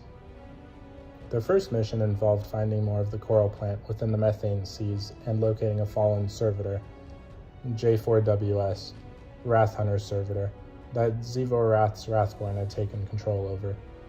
Delving deep into the methane seas with a Golden Age version of the gear the Drifter gave them, the Guardians are able to locate the servitor, after using Sloane herself as bait, destroy it, and gain the Igor coral they need, allowing Sloane to intercept and interpret Asha's first message. Said message involved an oasis in the desert of travelers and wanderers, and the first of those claimed by the deep, the first victims of the Witness. In addition to helping Sloane, the Guardians conducted salvage operations in the methane seas on both the Vanguard's and Drifter's behalf. During one such salvage operation, they encounter Ashradat once more. Despite Ashradat's power and the Hive supporting him, the Guardians slayed the latest Zivorath celebrants. The Guardians would also face old foes, but Zivorath had risen and made taken, such as Valkor, but were not enough to stop the Guardians' efforts. After gathering more salvage for the Drifter to tune his gambit device, Sloane directs the Guardians back to the depths to find more coral Igor, with Saint 14 providing tactical. As the Guardians worked their way down, they were swarmed by Zivorath's taken forces, but despite their efforts, the Guardians persevered, Sloane resisting the war god's taunts and managed to reach the seafloor, where they confront Khazudad, the binder of Savathun, the former field leader of the Witch Queen, now twisted to serve Zivorath. Despite the wizard's power, the Guardian managed to slay Khazudad and gather the coral they need. Using it, Sloane is able to interpret Asha's the second part of her message, speaking about a city of light, and a silent god withholding a deeper truth. However, the experience of the message takes a toll on the deputy commander, to the concern of both Zavala and Saint 14. In time, the Vanguard had located a new area of Titan's depths that possessed untouched Igor coral, but their movements were noticed by Zivorath's forces, leading them to move in and try to claim the coral themselves. Racing towards the depths, the Guardians encountered taken under Zivorath and found they were corrupting the coral before the Guardians could reach them. However, using the Drifter's tech, the Guardians were able to purify the coral as they take out the taken. During this, Sloane noticed she was being pursued by a taken knight, which she briefly fought off before it disappeared. The Guardians themselves would confront this taken knight, revealed to be Kel'Garath, who allowed himself to be taken to continue his devoted service to the Hive god of war. Yet despite Kel'Garath's persistence and taken powers, the Guardians prevailed, slaying Kel'Garath and collecting the coral. With the coral, Sloane was able to better connect with Asha, taking less of a toll on her, and interprets her next message. Said message spoke of a promise of something more, two halves of a whole, long divided. Later on, the Drifter would inform the Guardian that his salvage they collected from Titan's depths had been put to good use. But to complete it, he needs a different piece of technology, pyramid tech. He directs them to travel to Savathun's throne world and secure pieces of pyramid tech that the Scorn had been acquiring from the Rukul's sunken pyramid. With it, he can modify his extraction equipment to work in the deepest trenches of the Kraken Mare. Traveling to the quagmire of the Witch Queen's realm, the Guardian succeeds in gathering amorphous alloys from the Scorn. After another deep dive mission and gathering Igor coral, Sloane interprets the next part of Asha's message, which spoke of calamity and a wordless denial, a fleeing god, betrayal and escape, the pursuit for the final shape. The Drifter would continue to tune his machine to strengthen Sloane's connection to Asha. However, to make it work better, he asked the Guardians to gain more pyramid salvage, but most importantly, he has the Guardians hunt for something of the light, which specifically components of a Hive ghost. Traveling to the Witch Queen's throne world once more, pillaging the sunken pyramid, and hunting for a HIVE light-bearer, the Guardians return to the Drifter, who uses the new components of his device to enhance Sloane's connection. This time, Sloane and Asha's minds become one, allowing Asha to speak with Sloane's voice for only a few moments to speak of the most important segment of her message, the Witness's origins. In this very distant past, the first victims of the Witness were Asha, as she described, a people not unlike humanity, struggling on a hostile world that would ultimately find the Traveler, giving it the name the Gardener, turning their world into a paradise, and began a golden age that would last eons. However, the Traveler never spoke to them or offered guidance, as the people began to crave meaning in their lives, a purpose. In time, as they studied the light, they encountered an entity that was connected to the Traveler, the Veil, and their study on it led to commune with the darkness. The power of thought and consciousness for the first time, concluding that the light was a force of chaos. However, they believed that by using the Veil and the Traveler together, they could bring order to the chaos, a perfect reality that they would call the final shape. The Traveler, however, refused to let this happen, and thus fled with the people, remained determined to enact their goal. Using the power of the darkness, the people merged their entire civilization's consciousness into a single unfathomable being, the Witness. Said being would embark on its crusade to find the Traveler and the Veil to fulfill its ambitions in enacting the final shape. And after billions of years, it is now close to reaching its goal.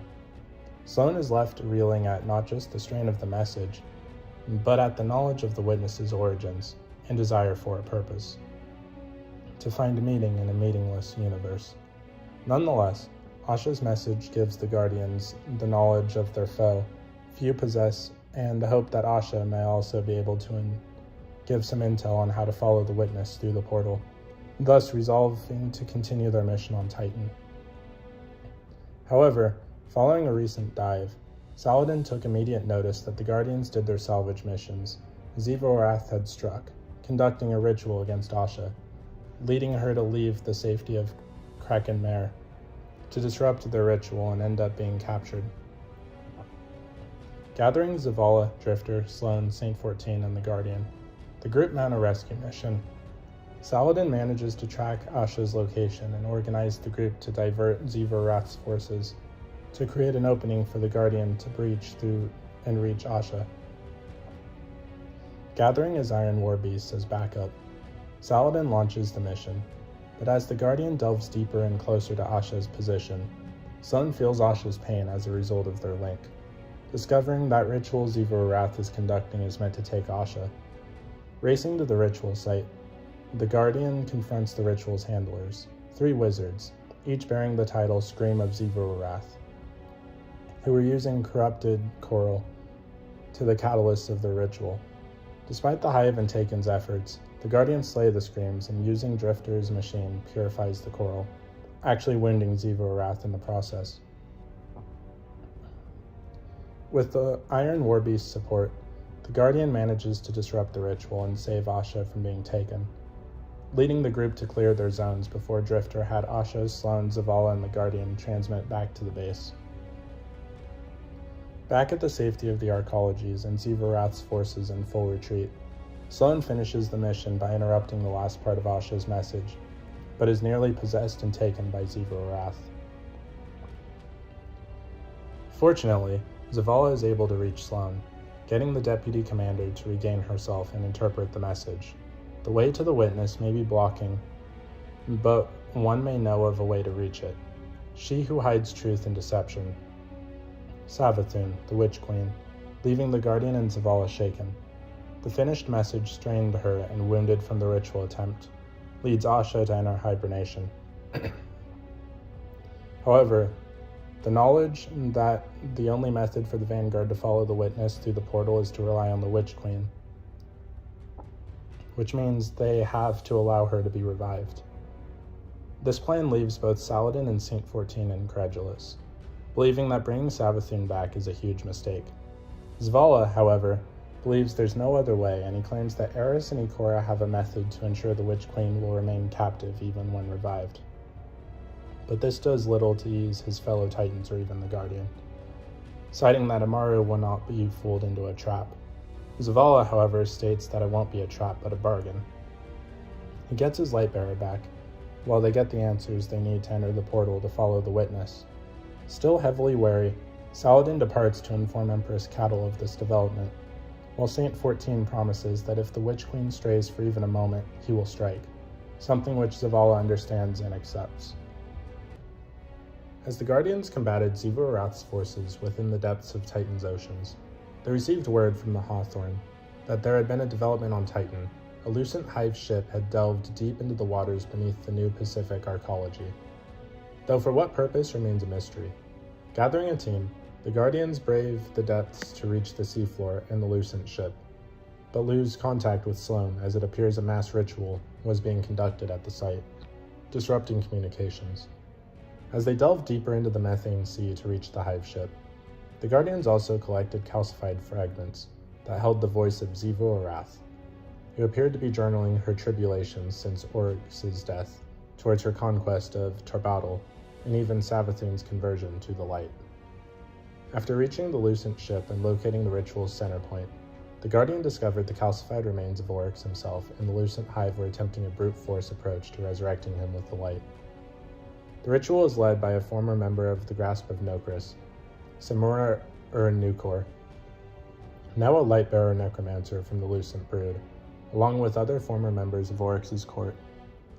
Despite the Lucent Hive's efforts, the Guardians slay Samura Nukor and disrupted the ritual, preventing the attempted resurrection, but the revelation of such an attempt worried Sloane. Taking this news to Ikora, the Warlock Vanguard agreed to set up patrols and fortifications to prevent such an attempt again, but the situation rattled Ikora greatly. She took further measures by placing Oryx's corpse within a secured Vanguard vault, much like with the Witch Queen's remains. Understanding that there was no other choice if they wished to stop the witness, the Vanguard reached out to Amaru and offered him Savathun's body, if she were to agree to help them pass through the portal at the Traveler. Amaru counters with a bargain of his own, citing that Savathun anticipated that the Guardians would need her. They would need to deal with the Witch Queen's sister, Xivu Arath, before he would revive Savathun. In this task, he would provide his aid in combating the Hive God of War. Despite the terms, Ikora and Eris Morn agreed, with the latter granting the Guardian a relic she forged with Hive magic to help them, the Acolyte's staff. Amaru directed the Guardians to a special location within Savathun's throne world that held the information they needed, Savathun's Spire, found at the top of the sanctum of the Brood Queen. Fighting past legions of Lucent Hive ordered by the Witch Queen to protect the Spire, regardless of Amaru's current orders, the Guardians' use of the Acolyte's staff allowed them to uncover the Spire and traverse its labyrinthine interior, while disrupting Scorn and Hive rituals impeding them. Despite the Lucent Hive and their Scorn prisoners hampering their efforts, the Guardians managed to clear the Spire, slaying its wardens Dual Eye, Hiruk, and Zerai. Reconfiguring the light, seeing through it using crystals the Witch Queen had made, and locate a ritual site beneath it. During this, the Guardians were given recordings of the Witch Queen by Amaru, messages she left behind in the event the Guardians ever required her aid after killing her. In one message, Savathun states that they cannot defeat Xivu Arath conventionally, for her sister feeds off of all conflict and grows stronger from it. Therefore, to defeat Xivu Arath, they must use the logic that the Hive God of War believes to be absolute, their sword logic. Specifically, Eris Morn must become a Hive God, gathering power through the Tith system until she is strong enough to challenge Xivu Arath, for only a Hive of equal strength can do so. Ikora immediately objects to this, believing they cannot utilize Hive magic in such a way, or play by the sword logic's rules, without unfavorable consequences. Eris Morn states that there is no other way to challenge Xivu Arath, as simply maintaining their current stalemate with her or outright confronting her is not feasible, for they would eventually lose in either case. Despite fearing what would happen to Eris, Ikora reluctantly agrees to allow Eris to proceed with her ritual. Using Hive magic, Eris's body transforms with new Hive biology. capable of feeding off the battles the Guardians partake in, allowing her to grow in strength. With the ritual complete, Eris Morn had emerged as the new Hive god of vengeance, and made a base for herself within the throne world she would call the Anthenium, which the helm was connected to via a portal. To begin the quest to make Eris stronger, the Guardians located a prison called the Obelite beneath Savathun's spire, which also housed various ritual sites. The altars of summoning, and acting as her acolyte, they battled with prisoners and retainers of the Witch Queen during her earlier studies with the light, which included Vex, the Ternary Mines, and forgotten lucent hives such as Alaknar and Haruz, both retainers of Savathun. Defeating them allowed Eris to gain strength from the Tith system as planned. However, Ikora remained deeply disturbed by the circumstances, seeing Eris and the Guardian revel in the slaughtering, but admits she cannot deny the results. Eris would later clarify the nature of her transformation to the Guardian, stating that her transformation didn't empower her as she expected, but instead it refined her, making Eris herself, which concerned Ikora, but Eris remains resolute. She would further inform the Guardian on the nature of the Hive's sword logic, and of Zivo-Arath's devotion to it. To the Hive, the sword logic is the only way to prove one's right to exist, while the rest die in terror. But Eris states the Hive's logic is flawed, as she had used it to acquire the power needed to claim her vengeance, just as she did with Crota. Oryx and Savathun were felled. Eris was able to see past Zivo-Arath's devotion to the sword logic as a desperate, childish cry to prove it right, and using it against her would deny her its vindication. Further, Eris states that while she may use the sword logic, she is using it not out of desperation as the Hive do, but out of desire. Imaru offers insight on his own, but scoffs that philosophy will defeat Zivo-Arath. He offers a recording of an argument Zivo-Arath had with Savathun not long after Oryx had been slain years ago, where Zivo-Arath desired to avenge their brother, just as he attempted to avenge his son. But the Witch Queen mocked her desire for revenge, stating that by the Guardians killing Crota and Oryx, then both have deserved death. Further, Savathun states that Oryx's attempt to avenge his son's death only proved him a hypocrite, mocking Zivo-Arath for being the same. The Hive God of War, however, refused to accept this, believing that Eris, she who orchestrated Oryx's demise, would take up his mantle, take her true shape, and eventually face her. The Witch Queen, however, remained unimpressed, citing her sister as a vain child that Oryx spoiled rotten, before stating that she will not always get her way. With the recording finished, Imaru theorizes that Zivo-Arath sees Eris as Oryx's heir, and that this was part of Savathun's plan, which makes the Hive Ghost wonder what the former Lightbearer is doing. With all this new insight, the Guardian continues in their mission to gathering Tiths for Eris, whether it be in Shax's Crucible or within the Altars of Summoning, growing stronger with each kill. In addition, Eris provides atonements for the Guardian in strengthening her powers and their abilities in using Hive magic. The Guardian would receive one more message from Imaru, again taunting them regarding his dislike of their alliance. It goes through with the plan because the Lightbearer had ordered it, along with him to give the Guardians whatever they need, giving them another recording of Savathun's as proof. Of course, Imaru does so in his usual brutal, matter-of-fact style, encouraging the Guardian to help Eris grow stronger with Tiths, mocking them once again for being part of the Witch Queen's plan. In time, Eris calls upon the Guardian in her Hive form once more within her Anatheum. She informs them that ever since she assumed her new form, a whisper from the deep called to her, goading her to give in to her vengeance. But Eris refused, and promises to destroy her Hive form along with the rest once Zivo-Arath is dealt with. However, Eris warns the Guardian that the Hive God of War will not fall to might alone, for she has fed off conflict since the first war song. Nonetheless, Eris states that each Tith strengthens her as well as thrills her, but informs the Guardians that her cards speak of change. A great shadow rises from the sea of blood. As she explains, in essence, something is coming. That turned out to be Zivo-Arath herself, as her brood managed to breach into Savathun's spire, turning to her sister's court into her battlefield.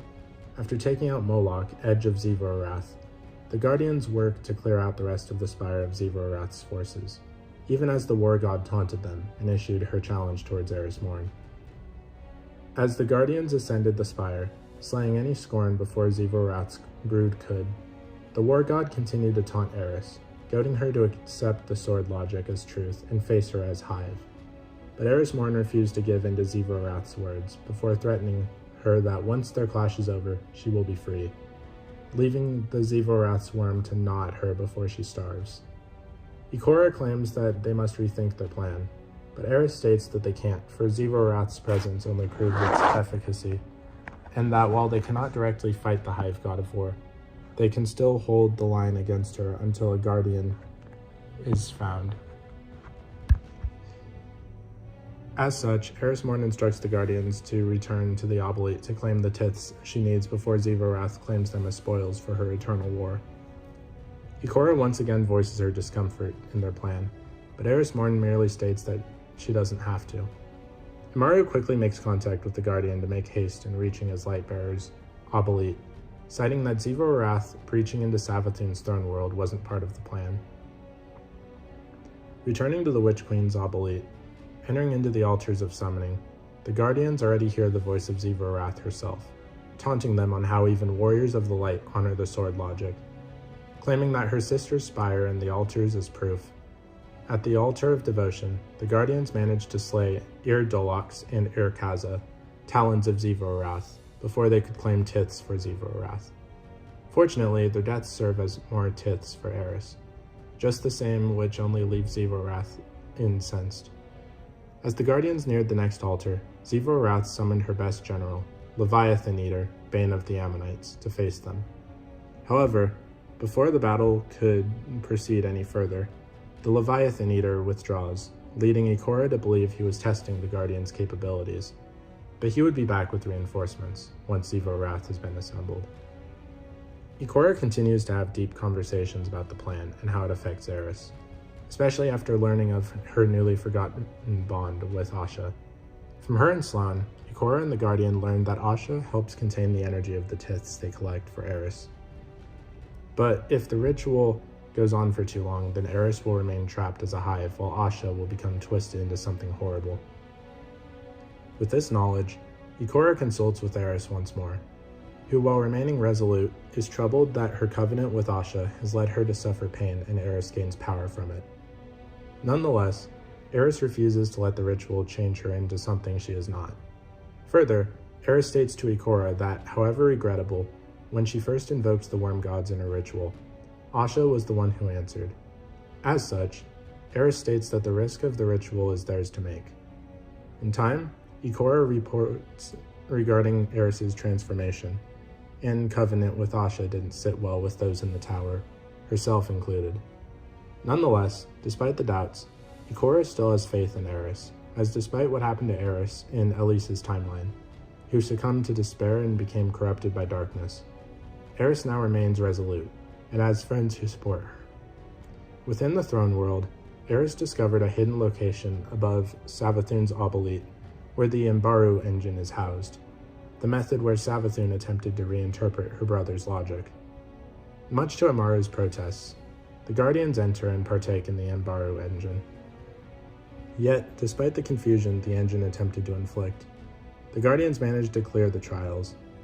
This led to Eris to hope that more of the Witch Queen's secrets will open to them. After handling more of Ikora's unease with the plan and conquering another trial of the Witch Queen's Imbaru engine, the Guardian answers Eris Morn's summons, taking her hive form once more, proclaiming that this will be their final tith. Eris Morn states that she has Ikora prepare something for the Vanguard vaults, for Transmat when the time is right, but when she will remind Savathun and Zivorath were once born as prey. Returning to the Obsolete, Immaru voices his fears that Zivorath began to summon the Leviathan Eater, proclaiming his intent to flee, but Eris Morn faces the Hive Ghost, to stay as the Guardian opens the way to the Altar of the Sword, where they challenge Zivorath's champion. Despite the Leviathan Eater's power and streams of Hive support, the Guardian manages to hold their own against him, forcing Zivorath to prepare a bombardment of the area. Using her Hive magic, Eris was able to create a barrier strong enough to withstand the bombardment, forcing the Leviathan Eater to charge, breaching the barrier. In one last clash, the Guardians manage to slay the Leviathan Eater, empowering Eris and preparing for her the last part of the plan. At the altar's center, Eris had Ikora transmit the item she requested, Savathun's body, for Amaru to resurrect. Amaru protests, citing that Xivu Arath is still a threat, but Eris Morn orders him to proceed, as he will not get another chance. Agreeing, Amaru raises Savathun back from death, with the Witch Queen commenting on Eris's hive form, claiming that she had come out of her shell, but the hive god of vengeance merely replied that she would be the Witch Queen's ruin, slicing her throat, surprising all present. In that act, Eris gained power from Savathun's death, gaining all of the power she had accumulated since the last time she had died, before being separated from her worm, which was over a millennia ago. Combining that with the tiths that the Guardian had gathered, Eris had now become the most powerful hive god, surpassing even Xivu Arath. Using her power, Eris Morn cast a spell that banished the hive god of war from her throne world, rendering her mortal and unable to draw strength from the tiths before fainting. Not long after completing her plan, Eris Morn, back in human form, informs the Guardians following the ritual. Savathun had kept her end of the bargain, by informing Ikora of the secret the Vanguard needs to pass through the temple upon the traveler.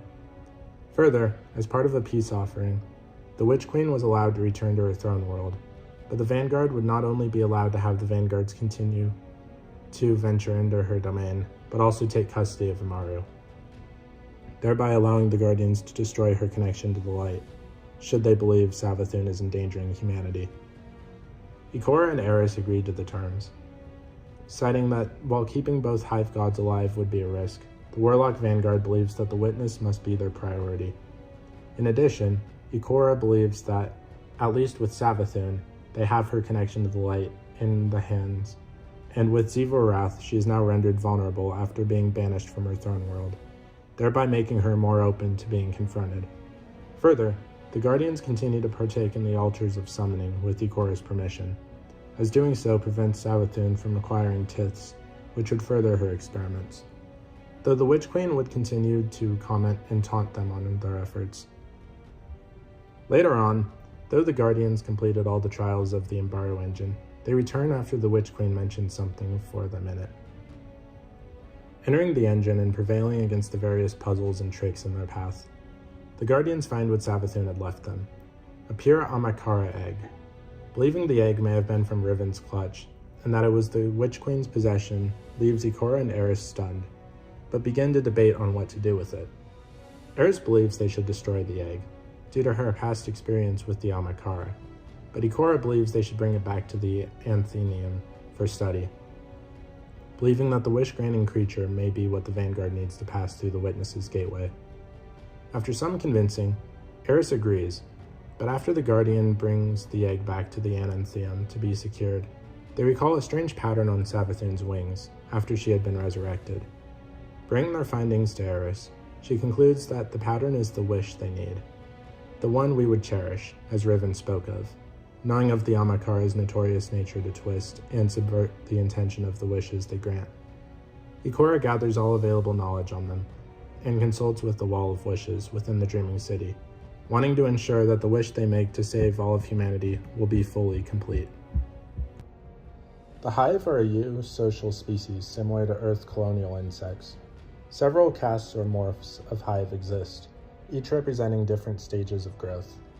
Female krill would consume a substance called mother jelly, similar to Earth beers, in order to reproduce, between the age of 4 and 5 fundament years.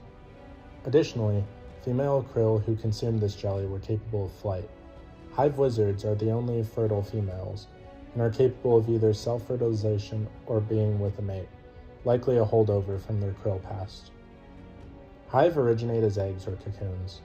Upon hatching, newborn hives swallow a worm larvae whole, becoming symbiotic with the worm inside them. These newborn hive grow into thrall, and thrall that survive into maturity become acolytes. Acolytes who have proven themselves can become knights, who in turn may become princes leading their own broods. Hive are capable of sequential hermaphroditism. Oryx, born of the female Arish, became the male Arix after assuming the unique king morph. While knights are commonly seen as male, while wizards are seen as female, they are not completely locked to a specific gender, as evidenced by Wrath, remaining female despite being a knight, and Nokris remaining male despite being a wizard. Meanwhile, ogres appear not to be a stage of growth in the Hive life cycle, but a mutation brought upon thrall by wizard rituals. Grown members of the Hive are pale and vaguely humanoid, with varying levels of musculature and armor. Acolytes and knights have 3 eyes, whereas thrall appear to be eyeless, with the exception of the thralls encountered at the beginning of Crota's End raid, who all have 3 glowing eyes. Wizards would seem to be eyeless as well, but their eyes are really concealed behind the helmets they wear. The ancient armor many of them wear has fused with their skin, becoming part of it. When most Hive are killed by a body shot from a typical weapon, they disintegrate into ash, while suffering a headshot causes them to burst into green flames and embers before disintegrating into nothing. In both cases, leaving parts of their armor behind. When killed by a fusion rifle, trace rifle, or similar disintegrating weapon or ability, most Hive will be disintegrated completely without leaving any ash or armor fragments behind. The light is both a food source to the Hive and a cause of pain. The Hive life cycle is so deeply intertwined with that of their parasitic worm that not even the light can fully restore them. While trickling light can keep their worms sated without the need for bloodshed or other forms of tithing, if a light-bearing Hive is deprived of their ghost, they will quickly die unless special measures are enacted. The Hive may also differ in appearance and form according to the individuals that spawn them. The Hive sect belonging to Savathun the Witch Queen appear to have different aspects than the broods of both Oryx the Taken King and Crota the son of Oryx, sporting a more muscular, bulkier, and organic appearance. The Hive are known to consistently adapt and evolve, generating new mutations as effortless as breathing, which is considered of great interest to the Vex. They also describe to be rather like their own living component containing warships, a terrifying amalgam of predator genetics, arcane bioengineering, and what is considered as darkness incarnate. Their biology is so reactive that when exposed to overwhelming amounts of beneficial light, it causes the cysts used to contain it to become a rudimentary life form of its own. Hive fangs grow in rows, with grooves on the roots, and are continually shed, much like those of Earth's sharks. When one fang is lost, another moves forward to replace it. So the Hive have a complex religious system based around profane rituals and the worship of a pantheon of ascendant Hive gods, in the style of an absolute monarchy. These Hive gods exist in the ascendant realm, described as a higher plane of misery, associated with the darkness, known to the Hive as the Deep. Locked outside of physical reality, not unlike the Vex realms locked out of time. Dwelling within are Sith universes, known as throne worlds of their own creation. Each world houses its respective god's oversoul, which protects them from permanent death should their corporeal bodies be destroyed. The Hive Prince Crota is introduced as one of the youngest Hive deities. Known as the God Knight and the Hope Eater, he and his broods precede the coming of Oryx, when they invade the worlds touched by the Traveler and its light. Oryx is Crota's father, and the central figure of their religion as well as the God King of the Hive. Through his shrines, he maintains contact with his force spread across the universe. Other deities include Oryx's own sisters, Savathun and Wrath, and the greater worm gods Ir, and Zol and Yul. Like Crota and Oryx, they have disciples named after them. A 5th god named Akka is recorded in the Books of Sorrow, and it is from his remains that the Dreadnought is built. All of Oryx's broods hold a special holiday called Aversion Day, which celebrates the creation of the Taken King's Dreadnought by turning things inside out the same way Oryx merged his throne world with his ship. The Hive use a unique writing system, based on runes and glyphs, which they describe as a viral language. Hive runes draw their power from a different dimension, where there's no difference between a word and its meaning. According to Ikora, the Hive runes are not letters, but rather logograms, representing a word or idea etched into them. Their patterns draw power from their meaning, and their orientation casts a spell. When the Hive erode the barrier between our dimension and theirs, the rune for death brings literal death. They also employ it for their forbidden Hive rituals, including the use of shadow rifts and the weapons of sorrow. The same glyphs are also found on ceilings used to lock doors and contain their monsters. The Hive have a great hatred for the light, and to them, the eternal struggle between light and dark is not only a war, it is a crusade. All light must be devoured so darkness can reclaim the universe. They have even attempted to attack the Traveler directly, though a ritual in which they drained its light through a fragment they captured in the Chamber of Night. The sword logic acts as a philosophy and a metaphysical system, though which they may gain paracausal powers. It is the antithesis to the prophecy of the light, but more specifically Marasov's bomb logic, which emphasizes complexity and cooperation rather than simplicity and self-interest. The central tenet of the sword logic is that existence, the struggle to exist, and that any entity, whether a life form or a fundamental aspect of nature, which cannot protect itself against defeat, should be rightfully destroyed by a more powerful entity. In the context of intelligent beings, the logic promotes as its ultimate goal the establishment of a systematic, self-proving civilizational structure, which can survive until the end of time, and possibly beyond. An end state often referred to as the last true shape. In following the principles of the sword logic, a being not only demonstrates their ability to survive in the face of existential challenges, but also acquires paracausal power through the darkness. This is known as becoming sharp. The ultimate expression of this power is the ability to access the ascendant realm, which allows one to create a throne world and thus survive death in the real universe. All power derived from the sword logic must be taken by force, not received as a gift, else it be rendered weak and untrue. The sword logic is the foundation of the entire Hive civilization and its hierarchy. Every Hive must prove itself to become greater, or risk annihilation. This holds true for every Hive, from the tiny thrall to the ascendant Hive god kings, including Oryx and his sisters. Even the worm gods are not exempt, as evidenced by Oryx slaying Akka to gain an audience with the darkness itself. As a byproduct of the pact made with the worm gods, when a Hive grows stronger from the killing of lesser life forms, and those which follow the dictates of the light and darkness, so does its internal worm's lust for killing, meaning that unless it is fed enough, the worm will eventually consume its host. The Leviathan knew of the sword logic, and claimed that it led to ruin for all who followed its path. In contrast, the darkness and Toland claimed that it is a beautiful thing, majestic and noble, and that all life should abide by it as the self-proving reason for existing. However, it unsurprisingly has a corrosive effect on the psyche of the practitioner, eventually rendering them into an entirely different creature that would horrify themselves if they could view it objectively. For example, after untold millennia of practicing the sword logic, the emotions of love and hate gradually became indistinguishable to the Hive, and the same may have happened to joy and sorrow. Even Savathun, who convinced Oryx originally to find the worms, expresses doubt as to the validity of their crusade. It is also known that the win-over, which may or may not be the darkness itself, seems to endorse the sword logic as being very much in line with its philosophy and goals. Although the sword logic is treated by the Hive as a central commandment to the darkness, a somewhat cryptic logic is the only way to achieve the will of the darkness. So she herself specifically chose the sword logic as the Hive's guiding principle because she knew that it would ensure the Hive's future supremacy. The witness itself would also refute the sword logic as a childish game that the Hive had been distracted by. The sword logic serves as a methodology to how individual Hive grow in power.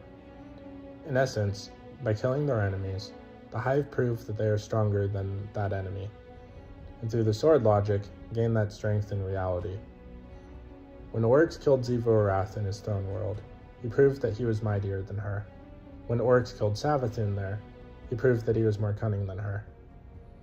Having proved that he was stronger than both, Oryx demonstrated logically that he was strong enough to take on the worm god Akka, and by killing Akka, Oryx proved he was strong enough to commune with the darkness directly, as the worms did.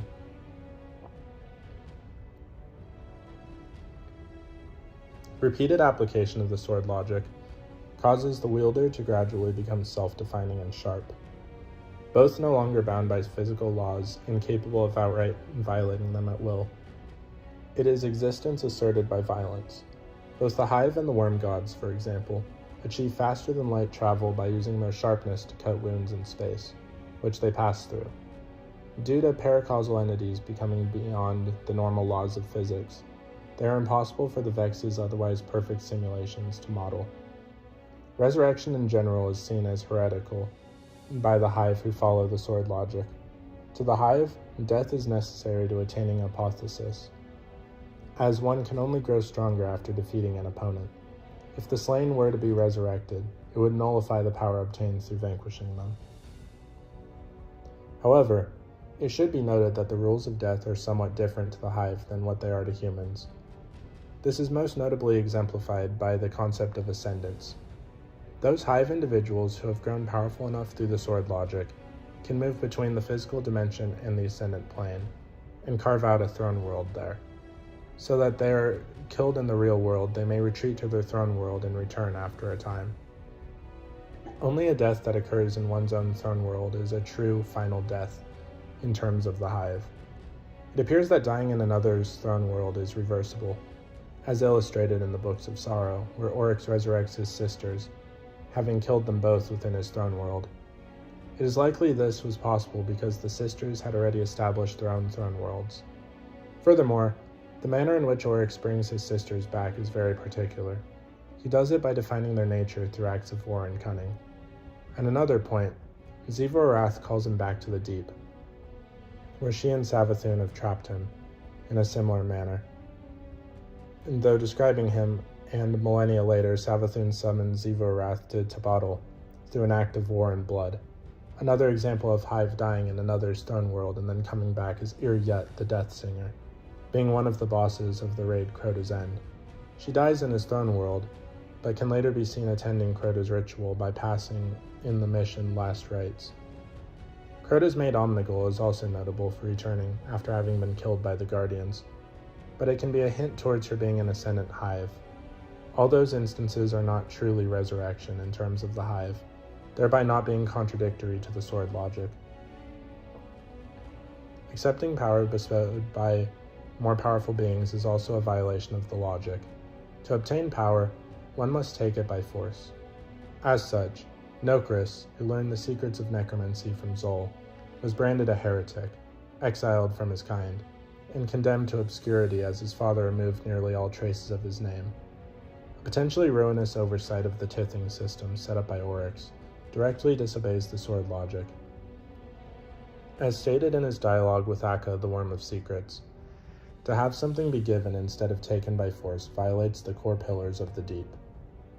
Seeing as the desolation wrought by the lesser Hive warriors is willingly given to those who are higher in the hierarchy, the method used to prevent their worms from consuming them may actually directly oppose the philosophy on which their civilization has been founded.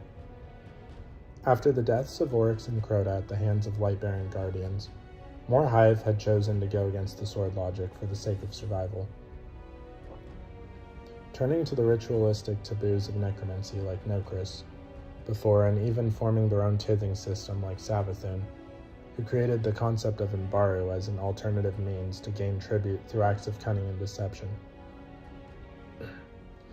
Even the surviving daughters of Crota committed their own heresy by remaking Zulmak, the instrument of torment, into a Hive abomination, infused with the essence of nightmares. With the arrival of the pyramids, Eris Morn surmised the Hive committed more empowered or self-destructive sorcery out of desperation in a future arms race for the Witness and its gifts.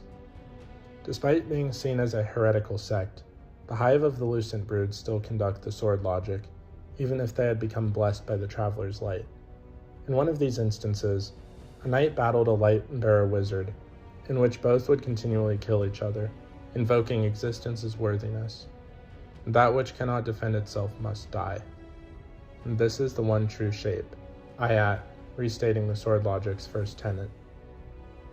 The Witness viewed the sword logic as a childish game, born of a misunderstanding of its own philosophy, and its vision of the final shape being more all-encompassing than that envisioned by the Hive. Whereas the Hive believe that only one entity will ultimately become the final shape, after having destroyed everything else in the universe. The Witness sought a final shape in which all living beings would be incorporated into a perfected, eternal, calcified version of reality. It nonetheless acknowledged that the sword logic is useful in motivating and empowering the Hive as they carried out its will throughout the cosmos. As revealed by Asha, the Deputy Commander Sloan, the worm gods originated as members of the proto-worm species that lived on the planet Fundament, who became corrupted by the Witness's philosophy, and then began slaughtering one another in order to achieve ascendancy through the sword logic. The Vex first learned of the sword logic when Crota accidentally cut open a portal into one of their sealed dimensions. At first they were confused. Their models and projections clashed horribly with the physics of Oryx's throne world. In response, they manifested Kira, Blade Transform, who quickly deduced the source of the Hive's power and organized a series of test invasions in a plan to bootstrap itself to godhood according to the Hive's own rules. Cabal Emperor Kalos knew of the story of Oryx and his species through a device called the Oxa machine, and of their fall to the worm gods.